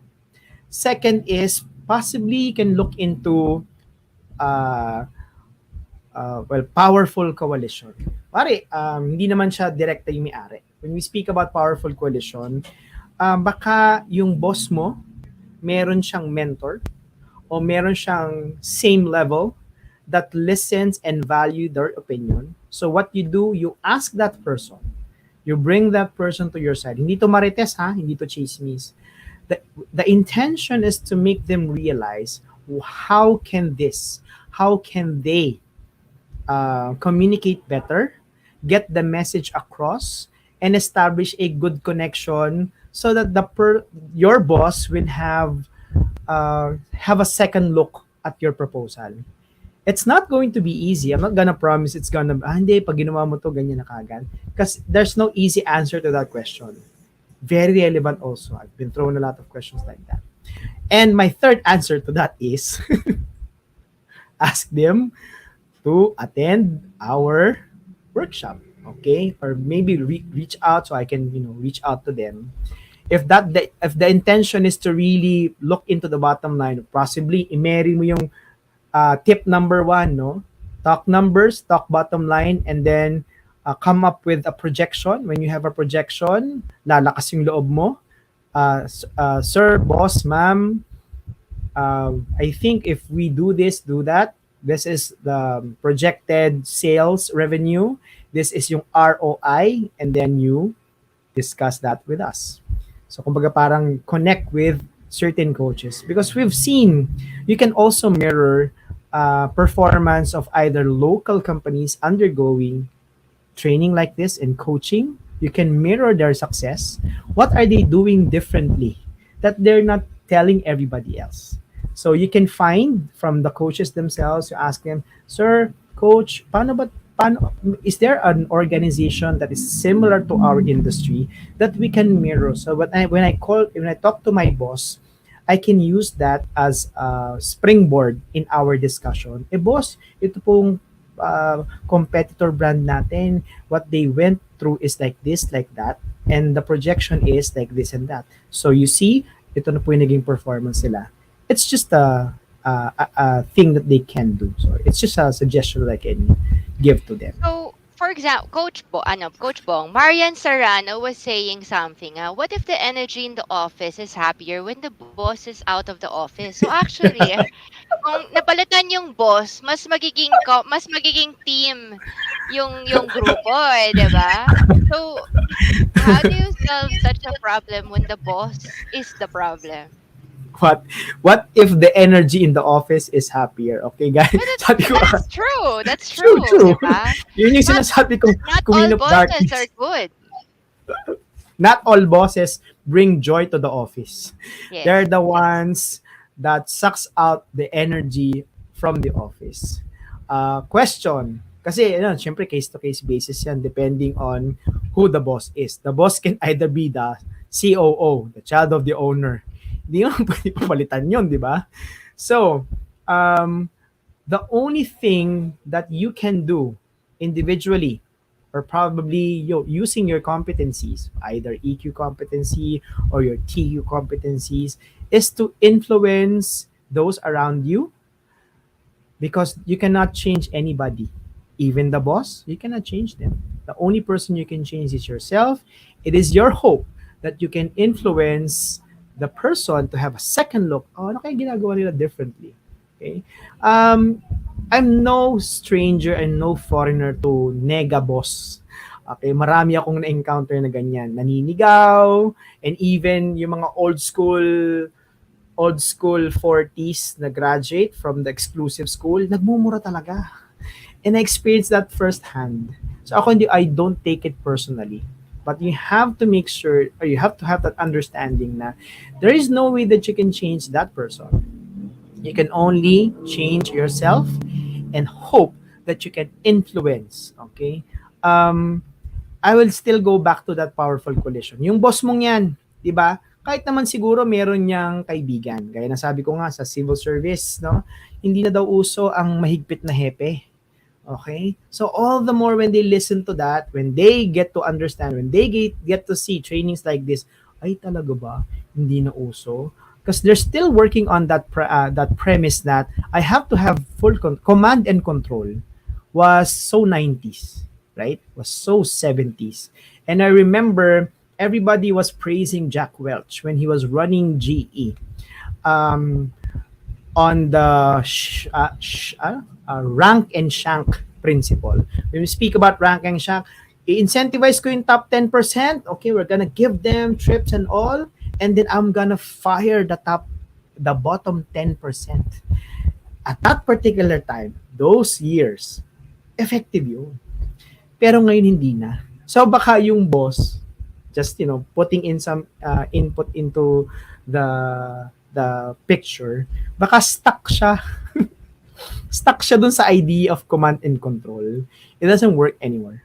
I mean, that's what I've experienced. It doesn't work anymore because a lot of people are looking into impact, especially for the upcoming workforce, culture, and engagement. The I'd like millennials, the to, Gen Z. I'd also like to add to that. Kasi realistically, the boss holds all the cards and Correct. holds control. But realistically, if you're running an organization, the real boss in a company is not always the boss. It can always be a very influential person in the organization who might not even have the position. Kaya we've heard of several companies, ang pinakamalakas na boss is yung secretary ng boss, hindi yung boss. Kasi kung sino yung, if the secretary likes you, then she can make magic happen. And if Yeah, she doesn't like you, then no matter what you do, your idea will be thrown into the trash. Because the real power is not from the owner or the child of owner, it's from the person in the organization who has the competency to make it happen. So a lot of people kasi they look at HR or they look at themselves as I'm just doing a job inside the office. Eh sa akin naman, since nandyan ka administrative. na at nasasahuran ka na, why don't you actually be the most powerful person in the office if you have the most competency in your organization? Kasi Mhm. sometimes it's not the VP of sales or your head of HR. Diba? Parang tanong natin kasi, bakit yung head of HR hindi naman magaling, lagi naman nagkakamali. Pero bakit yung position niya mas mataas kaysa sa akin? Bakit yung sahod niya mas mataas kaysa sa akin? And sa akin, why are we complaining about something that we don't have any control over? Eh so what kung mas mataas ang position niya? The Uh-huh. question is, can you replace that person? Can you Uh-huh. actually do that person's job? 'Di ba? I Correct. mean, like how influential are you in the organization? Kasi kung if you think of yourself only as an administrative role na susunod ka lang kung magaling yung boss mo, Mm-hmm. parang I think it's a wasted opportunity because you can take that chance to be that boss either in your current company or in Mhm. your future company that will pirate you kasi you're competent. Yes. 'Di ba? Kasi I think parang there's a lot of HRs, a lot of us are HRs or do HR work, but competency is still a problem eh. Not everybody's competent eh. Mhm. So I really believe that those who are competent will be hired at a higher salary. Correct. If you want, 'di ba? So sa Yeah. akin, parang yun nga yung balik tayo sa accountability eh. Oo nga, ang lakas nating maghugot sa boss natin. Bakit? Ang boss ba natin marami ding hugot sa atin? Oo. Kasi may in Meron the akong ganyan. organization maraming maraming marites, 'di ba? Complain ng complain pero Correct, sarili correct, na naman parang hindi rin naman sila competent. correct. That's Hindi rin true. nila mapalitan, 'di ba? I remember having I have a training that's entitled um, Boss, Stress, and Time Management. So why? Because minsan the boss is the source of stress Stress. and also source of you not able to manage your time. Okay. And part of it is also part of that training, especially on that particular topic of the boss, is that how do you really manage a boss? Parang ang Yeah. dami nagtatanong sa, how do you manage the Yeah. boss? Okay. Well, Mm. my first tip for them is number one, you have to establish a relationship with the boss. Okay. Look, using your EQ competencies, using your TQ competencies, you have to establish the boss and look at see the world in your boss's eyes. Gaya ng sabi mo kanina, Mentor Tina, is that may mga bagay na kaya mo ba siyang palitan? May mga bagay na ginagawa yung boss mo, baka hindi mo pa nakikita. Like for example, uupo siya doon sa President's Council or the entire council of the top management, and he has to have a report that is concise, that is precise, so that kapag may pumalpak doon, siya ang sasalo lahat noon. It would have ripple effects for the entire organization. See those things na, o nga, no, kaya pala ako minamadali. Hindi niya ako pinipressure dahil gusto niya lang. Kasi he or she, the boss, needs to be precise. Okay? So, then another tip that I got also from Harvard Business Review, aside from establishing a relationship, that yung sinabi mo kanina, that the boss holds all the cards in a sense because the boss can open resources for you that can bring you either success in the organization or can bring you ruin. Mm. Gagawin niya hell ang buhay mo kung wala kang na-establish na relationship. So, see ano yung work style nyo, personality, Mm. siya ba in terms of communication, gusto ba niya direct or gusto ba niya diplomatic? Kasama yun sa workshop ng TQ also. How do you want feedback? Do you want it in syempre private? Okay. Do you want it also written? So those kind of things you have to think of when you're managing and talking about yung mga hugot sa mga boss na ganyan. Yan. Yeah, and sometimes it's better to work with with an incompetent boss because you will shine better. 'Di ba? So, Yes. kung masyado magaling boss mo, number two, number three ka lang talaga. Pero kung Oh, palpak si boss mo, ikaw talaga yung hahanap-hanapin. And correct. eventually, darating din yung rewards dyan. We have a question from Kel Mikey. He says, any tips po for fresh graduates who are pursuing the role of being an HR associate? Mhm. Bong? Okay, for me, siguro the first step is to pursuing a career in HR. Siyempre yung sana yung mga major subjects mo talagang tinutukan mo.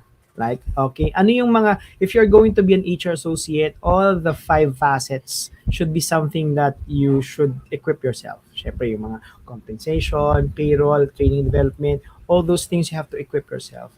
And then always, ngayon, especially as a fresh grad, um, be open, be absorbing, be very open to learning, be hungry for learning, and wag masyadong maramdamin. Especially sa HR, siguro Mentor Tina can agree with me when I say that ito yung kailangan matigas puso mo dito.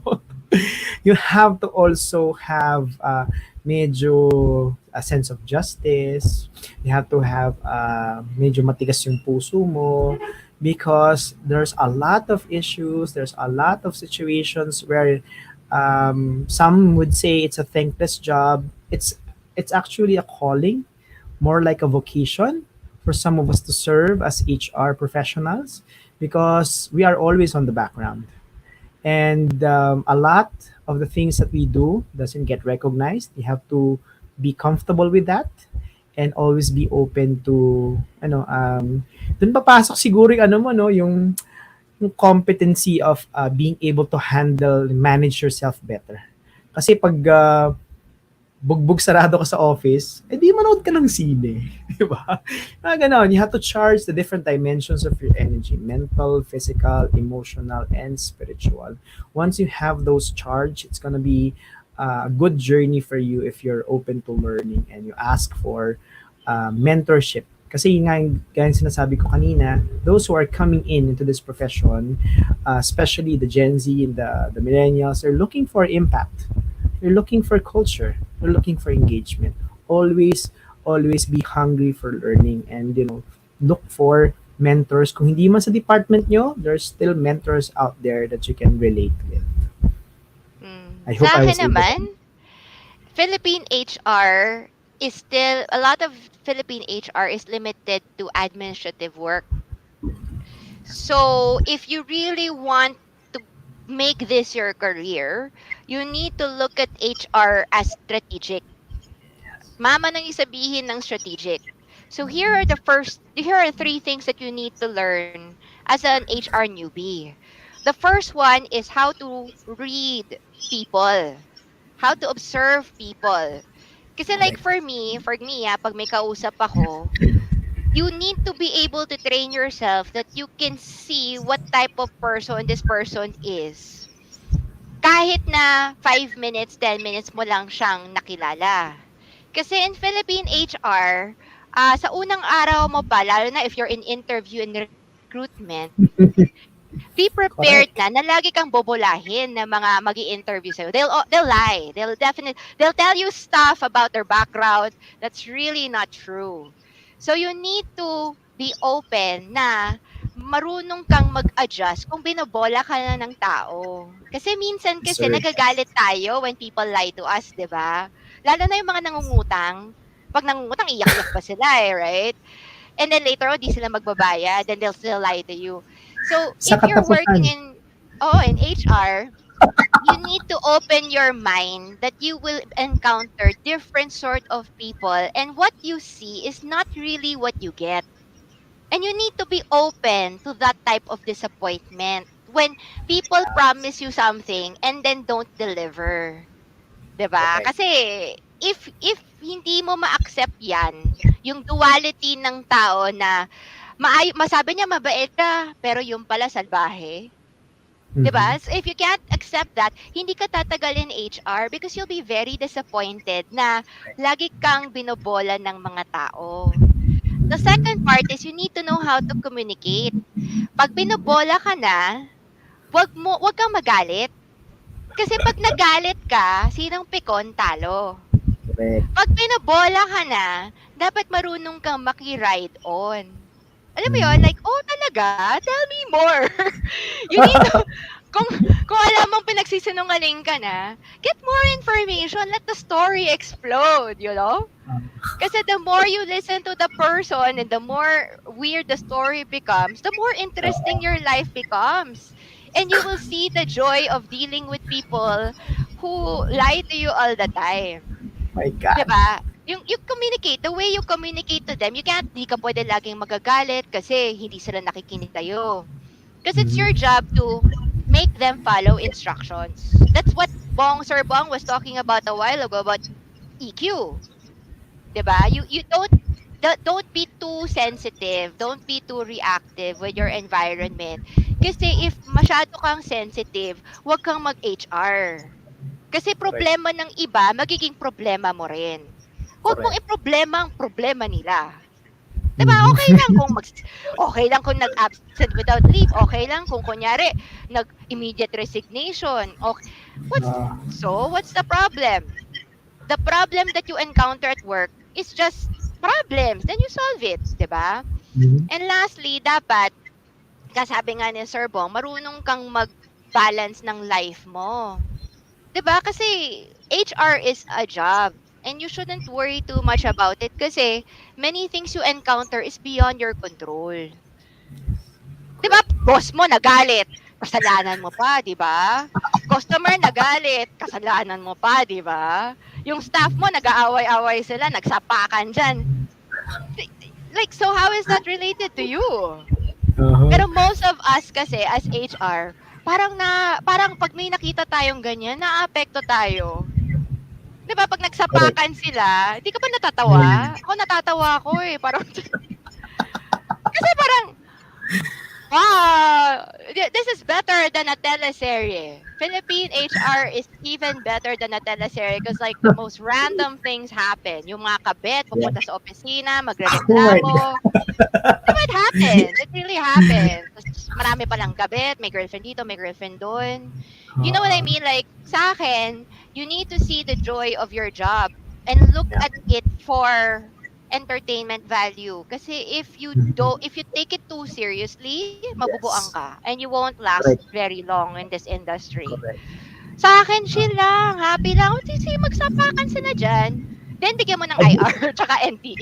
yeah, at the end of it, yeah. So parang sige, okay Follow na. due process pa rin, okay Oo. lang, 'di ba? "O sige, Hospitala patayan na na, sa'yo." okay. Sige, fine. Oo, Oh, sige, sige. fine, oh, 'di ba? Oh, But may a lot record of kayo us nga sa kasi 201 ngayon, no? Kasi meron kayong correct. ano, Mabilis 'di ba? kasi tayong ma-affect, eh, 'di ba?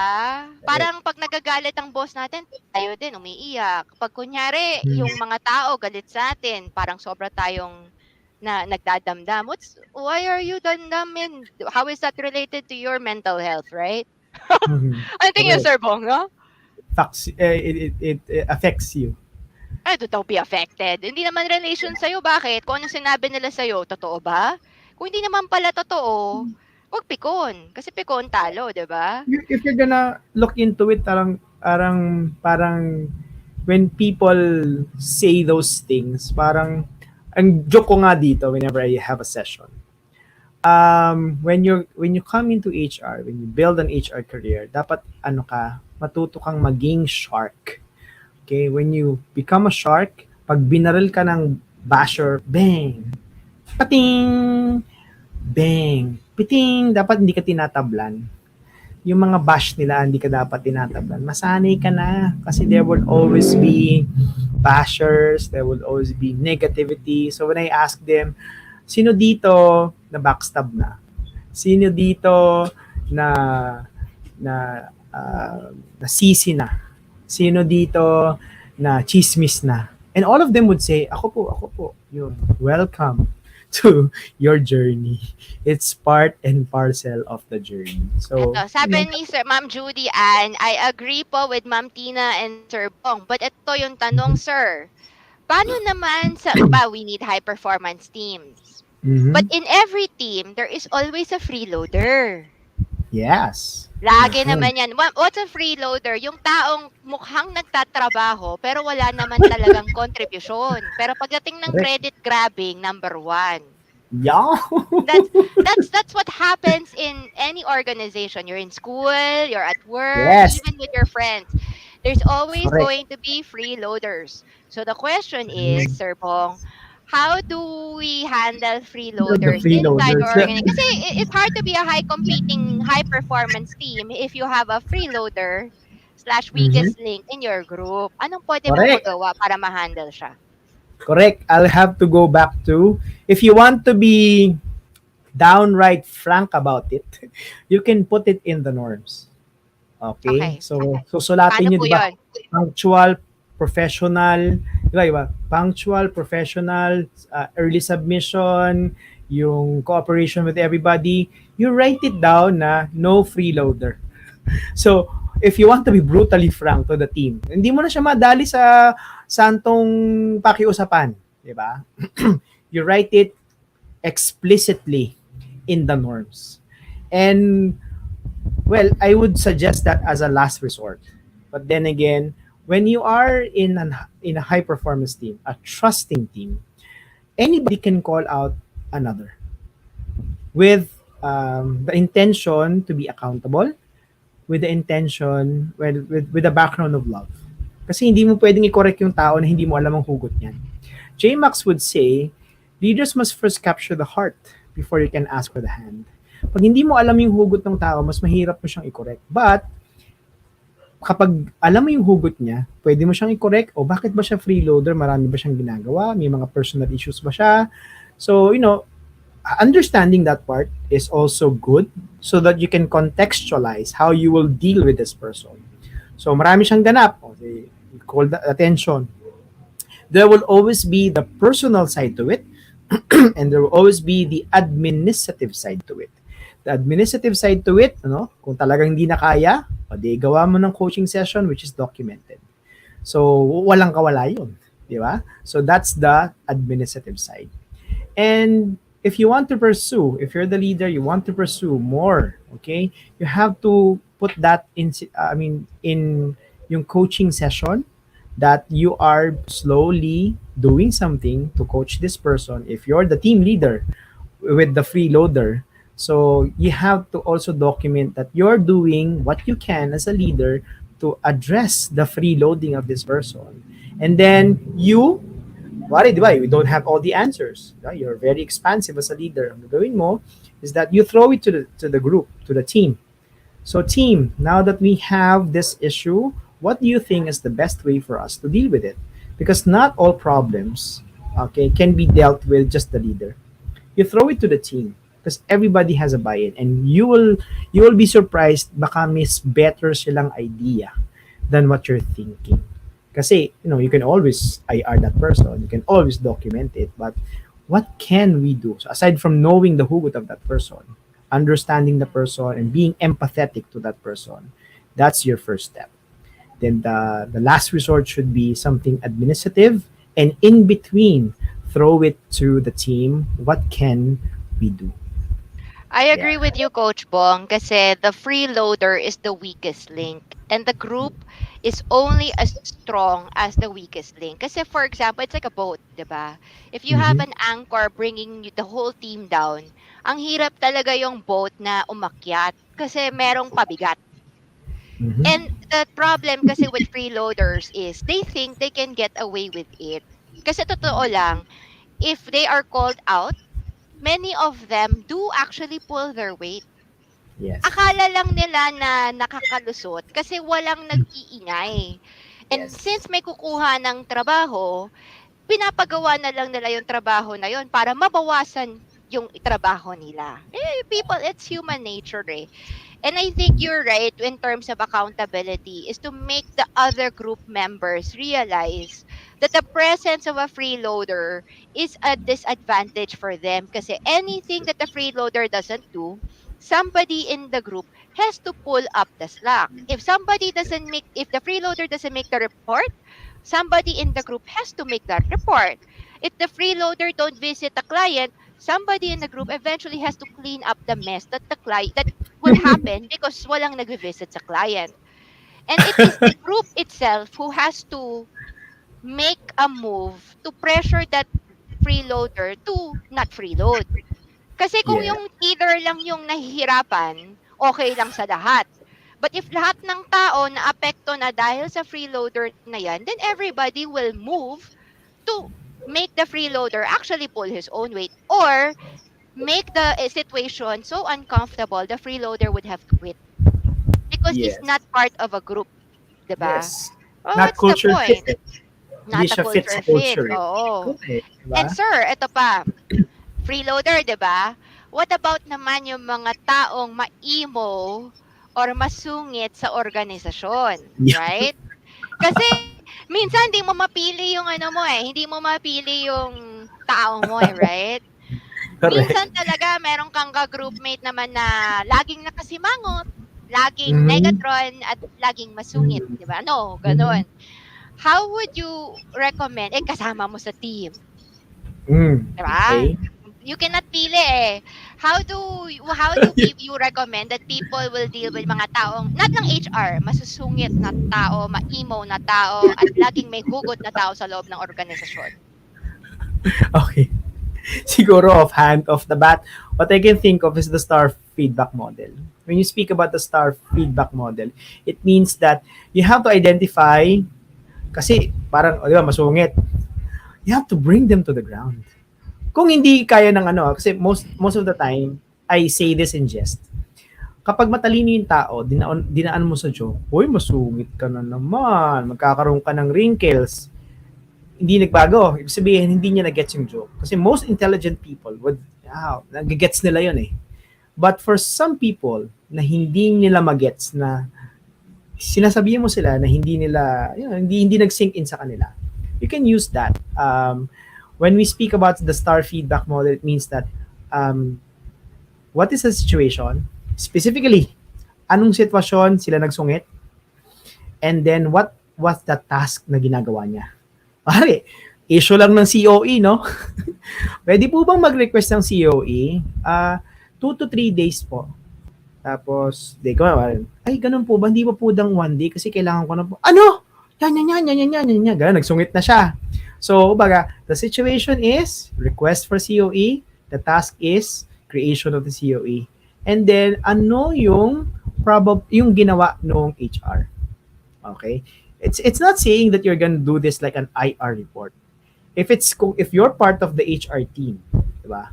And this masungit HR is one of your team members, you can use this to mirror and feedback kung ano yung meron siya. And then after the A, which is the action, ano naging resulta?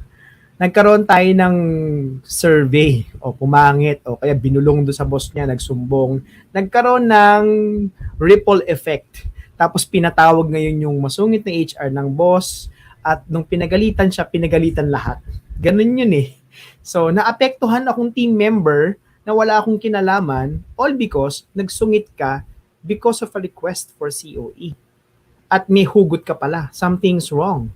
So, if you have a trusting relationship, okay, with your team, so, okay, you call the attention of the person privately, okay, and you use that. You can also use the KKK. Ano yung KKK? Ito, normal to sa sandwich approach, no? You do the kiss, the kick, and then the kiss. So, sandwich approach. You do something, alam mo, dati, lagi kang ikaw ang idol ko sa pag-welcome sa mga mag-request ng COE. Napansin ko, medyo nagsungit kaya yata kay ganito. But you know what? The third one, the kiss, is the message of hope. But I think siguro meron lang something, and I'm hoping that in the next request ng ibang tao, babalik ka na dun sa dati mong jolly attitude na naging lodi ko sa pagharap sa HR. So you can use that, okay? You can use the star feedback model very specifically. Siyempre, sabihin mo sa kanya, you can never go wrong with something concrete. Evidence-based yun eh. Itong oras na to, ito yung ginawa, ganyan-ganyan. Sabihin mo sa kanya, with love, ha?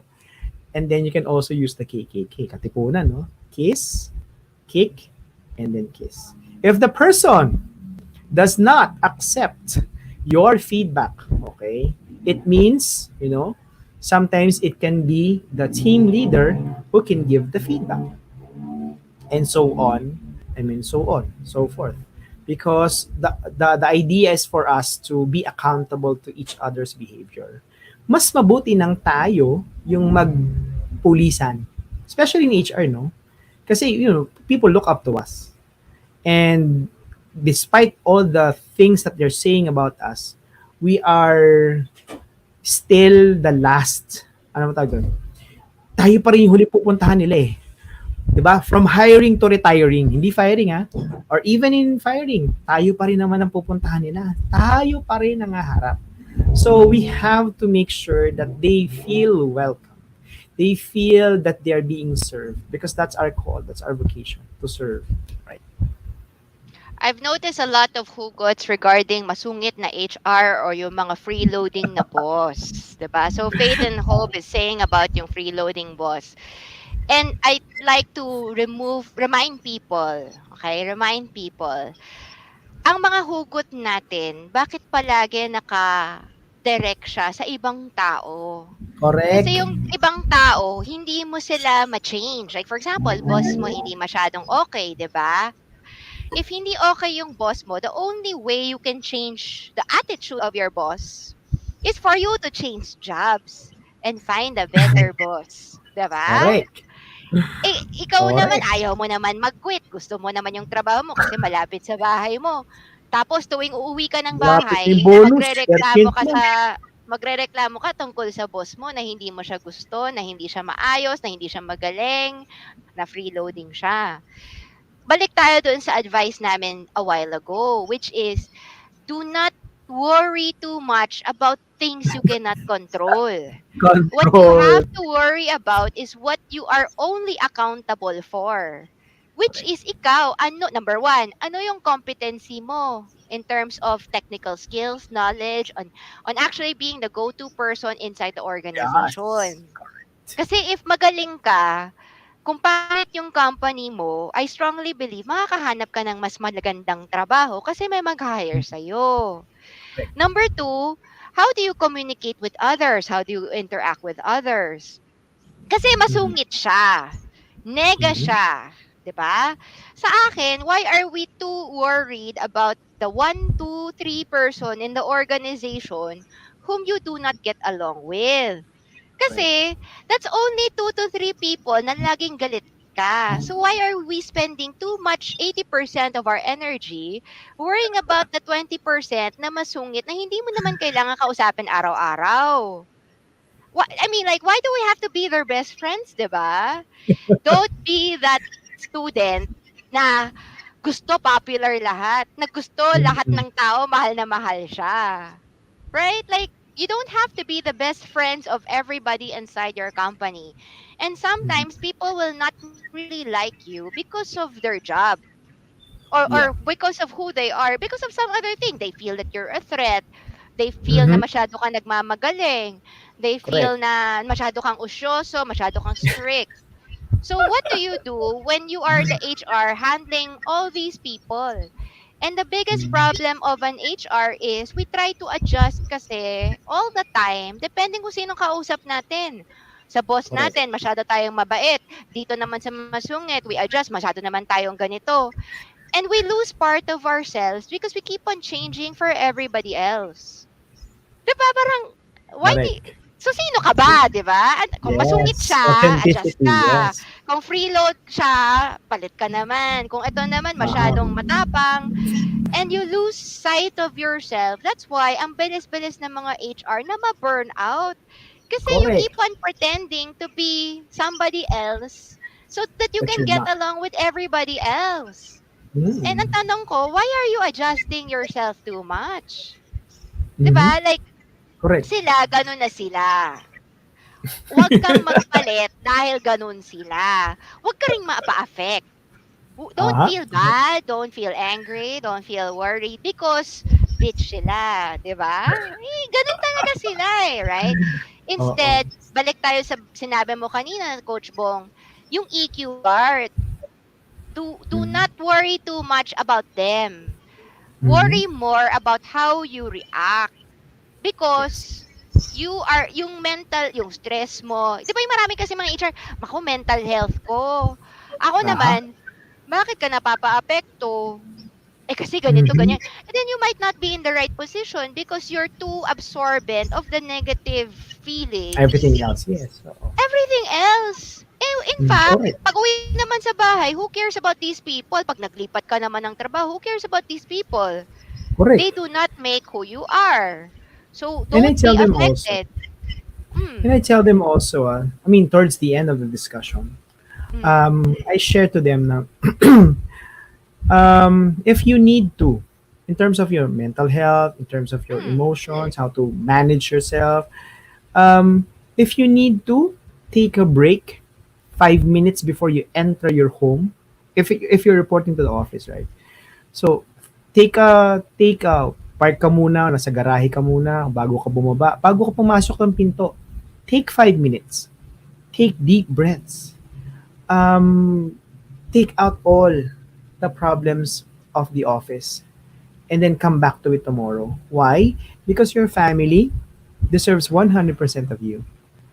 And in the same manner, when you come back and pick it up in the morning, okay, nagka-problema ka sa bahay, before you enter the office, take time. Take 5 minutes, deep breaths then. Yung problema sa bahay, do not bring it into the office because the office deserves 100% of you, right? So Mm-hmm. in both of the facets of your life, you have to make sure that there is that part of you where you unload or you take time kasi you don't know, but we cannot realize the power of breathing and parang yung conscious choices. O sige, tigil muna ako dito. Gusto mo mag-ice cream o kaya gusto mo uminom ng tubig. Basta take time na bago kang pumunta doon sa isang segment. Like for those of you who are working from home, bago ka matapos doon sa work mo, wag ka munang tumayo, take 5 minutes, meditate if you want, drink water, stretch. Basta alam mo, pagkatapos itong oras na to, you are now family time. Okay? Okay. So, ganun. Coach Bong, we have a last question from Nestor Tugade Laideros. Kasi naging ano to eh. What's your thoughts on quiet quitting, which has become a buzzword for the last 2 weeks in the Philippine HR group?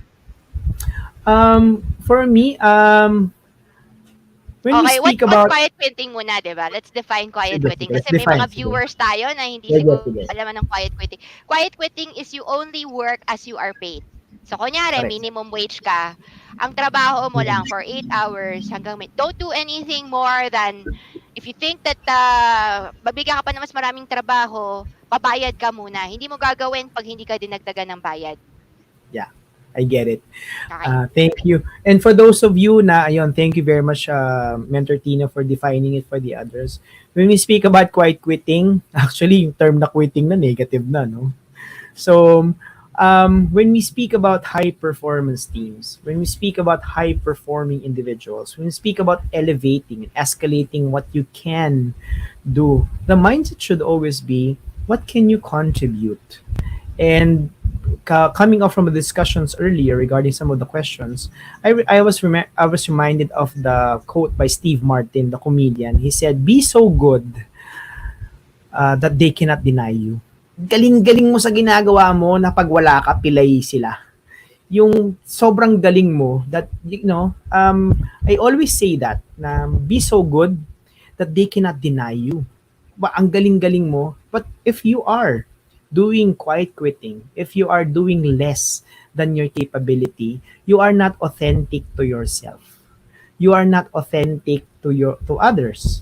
And ang tinamaan dito do sa competencies ng EQ na sinasabi natin kanina, authenticity. Okay, you're not really parang expressing your capability, and the other one is yung positive influence. We want to be empowering leaders. We want to be inspiring for others, no matter if you have a position or not. Kasi at the end of it, quiet quitting, you're in the wrong place. Right? So Mm. if you think that, hindi, gagawin ko lang yung trabaho na aayon sa sweldo, you are robbing yourself of opportunities. Feeling ko nasa negative emotion, unproductive emotions ka kapag nasa quiet quitting ka. Why? You lose out on opportunities. Binigyan ka ng trabaho, why don't you preside over this meeting? Why don't you lead the project on Christmas party? Akala mo, trabaho. But you know what? Hindi sinabi ng boss mo na kaya ginagawa ka kasi ipopromote ka pala as engagement head or assistant manager for engagement, something like that. Or hindi niya outright sinabi, tinitest ka pala muna. And what can you learn from that? Even in your personal life, you can learn something from that. Okay, ganito pala makapag-negotiate sa mga suppliers. Ganito pala yung makikipag-usap ka sa pag-organize ng ganito. Natutunan ko na mag-organize ng party. So, yung anak ko, nanay ko, pinsan ko, kapatid ko magpa-party, kahit papano, meron na akong idea. Yun ang natutunan ko. If you're doing quiet quitting, I don't think you're giving justice to the job. You're not giving justice to your capability. So, you're robbing yourself of opportunities. Sayang. Sa akin, I love quiet quitting. And I love quiet quitting when it's done by a competitor or Oh, somebody in the office that I don't like. Right? okay. Like, if for example, meron akong kagalit sa opisina, tapos nabi niya, oy, alam mo, I like quiet quitting. I'm gonna quiet quit from now on. And I'm like, jackpot. Thank you, Lord. My gosh.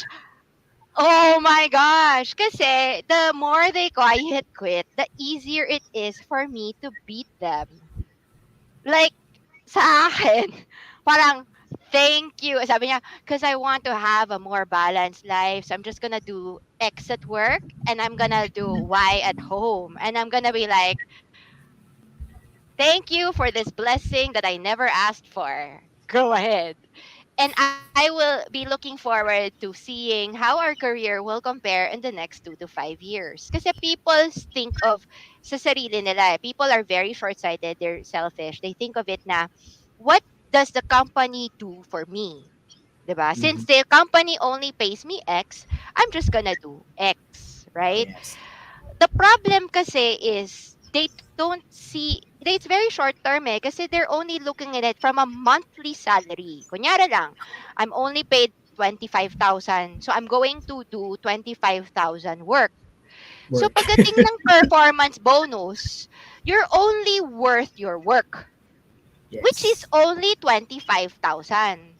You should not expect Minus tax. anything more than 25,000 of salary because you've only worth 25,000, right? Mhm. And even if you quit your 25,000 peso job, if you hop to another company, you should also ask for 25,000 salary because that is your worth. You're not worth Mhm. more kasi you're not doing more. If kunyari, Yes. for example, 25,000 worth ka lang. And then you say, next dyan ka company mo, I wanna ask for 80,000. Bakit? Eh, kasi yun yung needs ko eh.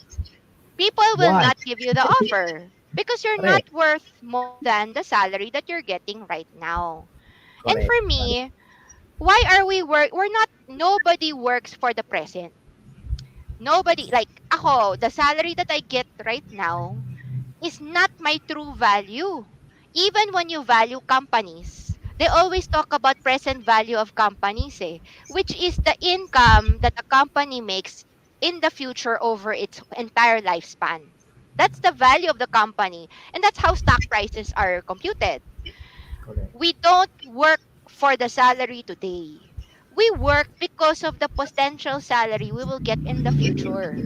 So if you're only earning 25,000 and do 25,000 of work, when you transfer companies, you should only get between 25 to 30,000. Correct. I personally don't work for 25,000. I work for 80,000, 100,000, 200,000, 300,000 because I want to maximize my true worth. And if the Correct. company cannot pay you the right rate, eventually Value. another company will pirate you. Yes. And then you will really realize your true value. 'Di ba? Correct. So for me, parang ang saya-saya ng quiet quitting kasi parang for me, salamat. Sana yung mga kagalit ko, maggawin nila to kasi sobrang I don't need to do anything. They're silently sabotaging themselves and their Yeah. careers. And Mhm. that's amazing because I don't have to work as hard. Sorry talaga. Sorry. I know it's a bit mean, but it's real. So with that, we're almost at the end of our show. Do we have any last words from you, Sir Bong? And then for me, Yun, and then we'll siguro, end. thank you for the invitation to share my expertise also, and for the time that I can share for those viewers also. Again, I'd like to invite you to follow and like our page, Silverback Training and Events. You can also add me on Facebook and LinkedIn. Very active also in Instagram. You can add me as Coach Bong Sasing. And I would like to personally invite those who are team leaders, those who are working with teams. I'd like to invite all of you to join us in the Philippine historic launch of Team Quotient. We are going to create waves on this, and the goal of the organization is to make sure that all of the teams out there get equipped to become high performance teams. And what can it do to the country? That's our little contribution. So I hope that to see you there in October 22 from 9 a.m. to 5 p.m. Hopefully, we can also share some of the link. Okay. And please, also, we have a Facebook page, TQ365, from which I'm also one of the board of directors and corporate secretary. I'm also leading the program development. So we hope to engage more of the teams as we venture along developing and introducing Team Quotient in the Philippines. All right. And for my last words naman, it's very glad that everybody stuck around until the end of the show. It's been a very interesting time, few hours with Sir Coach Bong Sace. And my last words lang is this. A lot of us who are viewing see ourselves as helpless. Kasi we feel na pagpasok sa company, we cannot choose our colleagues, we cannot choose our team members, we cannot choose our Mhm. bosses, nor can we choose the way our company governs. And Mhm. instead of focusing on what we cannot control, I encourage everyone to focus on what they can control, which is in improving the way they operate with others, especially nasa HR tayo, right? So as what Sir Bong has said kanina, we should not be too affected with what's going on around us. We should learn how to communicate better across departments and across team members. Kasi hindi mo mapipili yung mga taong katrabaho mo, pero Mhm. kaya mong galingan ang sarili mo on how you communicate with them so that you can actually squeeze out the performance you need sa tao na yun kahit gaano pa siyang kasungit. Kasi 'di ba, parang a lot of people, "Ay, so masungit siya." So what kung masungit siya, 'di ba? Mhm. Matagal nang masungit 'yan. Nung bata pa masungit 'yan, pagtanda niya masungit. Pinanganak Bago na 'yan mamatay, masungit. masungit pa rin 'yan, okay? So, sa akin, don't be don't focus too much on the fact na masungit siya. What's important Mhm. is you can squeeze out the performance from that person and make that person work capably as part of the team. Correct. Because if you can squeeze the work out of that person, who cares if masungit siya or maarte siya or freeloader siya, right?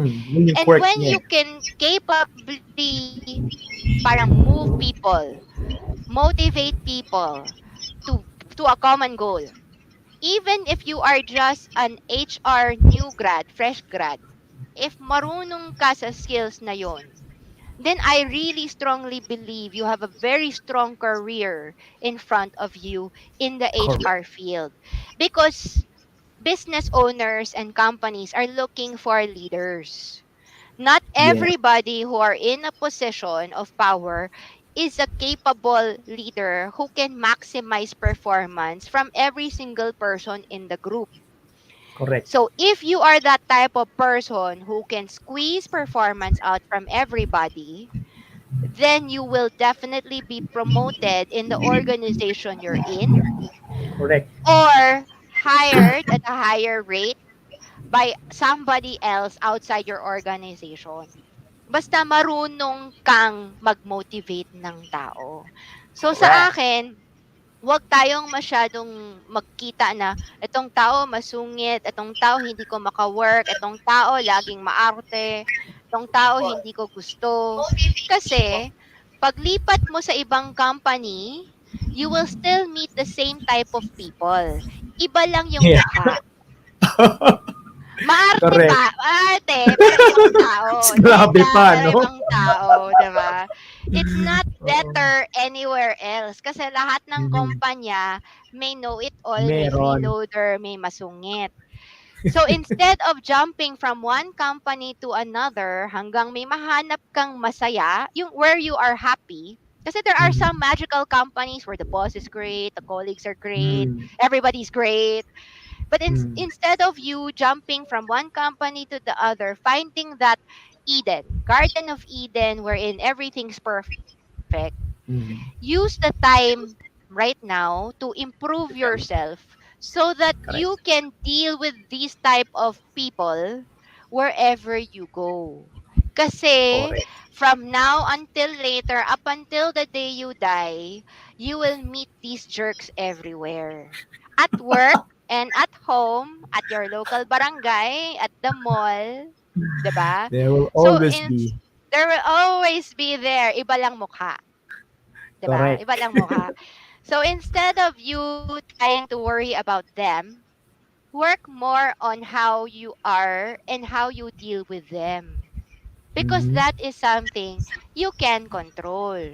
And if you can Yes. control yourself and how you deal with them, the next step is for you to control others na. In Yes. sharing the values that you have so that you can build a strong team. Correct. 'Di ba? Kasi kung ikaw sarili mo, lagi kang natatakot, lagi kang nasa-stress, lagi kang out of control, lagi kang umiiyak, you cannot Very, build a very strong hot-tempered. team. O hot-temper, napipiko, nananapak, you cannot build a strong team. The change Correct. starts with you first. 'Di ba? And if you didn't get it, please watch again the replay of the show. And please enroll at Coach Bong Sace's, sa ano yun? October 22 po ba yun? October 22. Yeah. In Crown Plaza.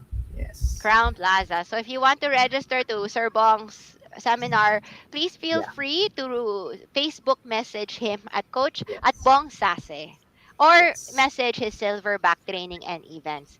So with Great. that, another show, another worthwhile 2 hours at the HR Cafe Usapang Trabaho. We really hope that you learned something, and we look forward to seeing you again next week in our show with a brand new guest sharing their knowledge with us and the HR community. So thank you so much, everybody, and happy Sunday. Happy Sunday. Happy Thank you, Sunday. everyone. Thank you. Thank you. Thank you. Thank you. Bye bye.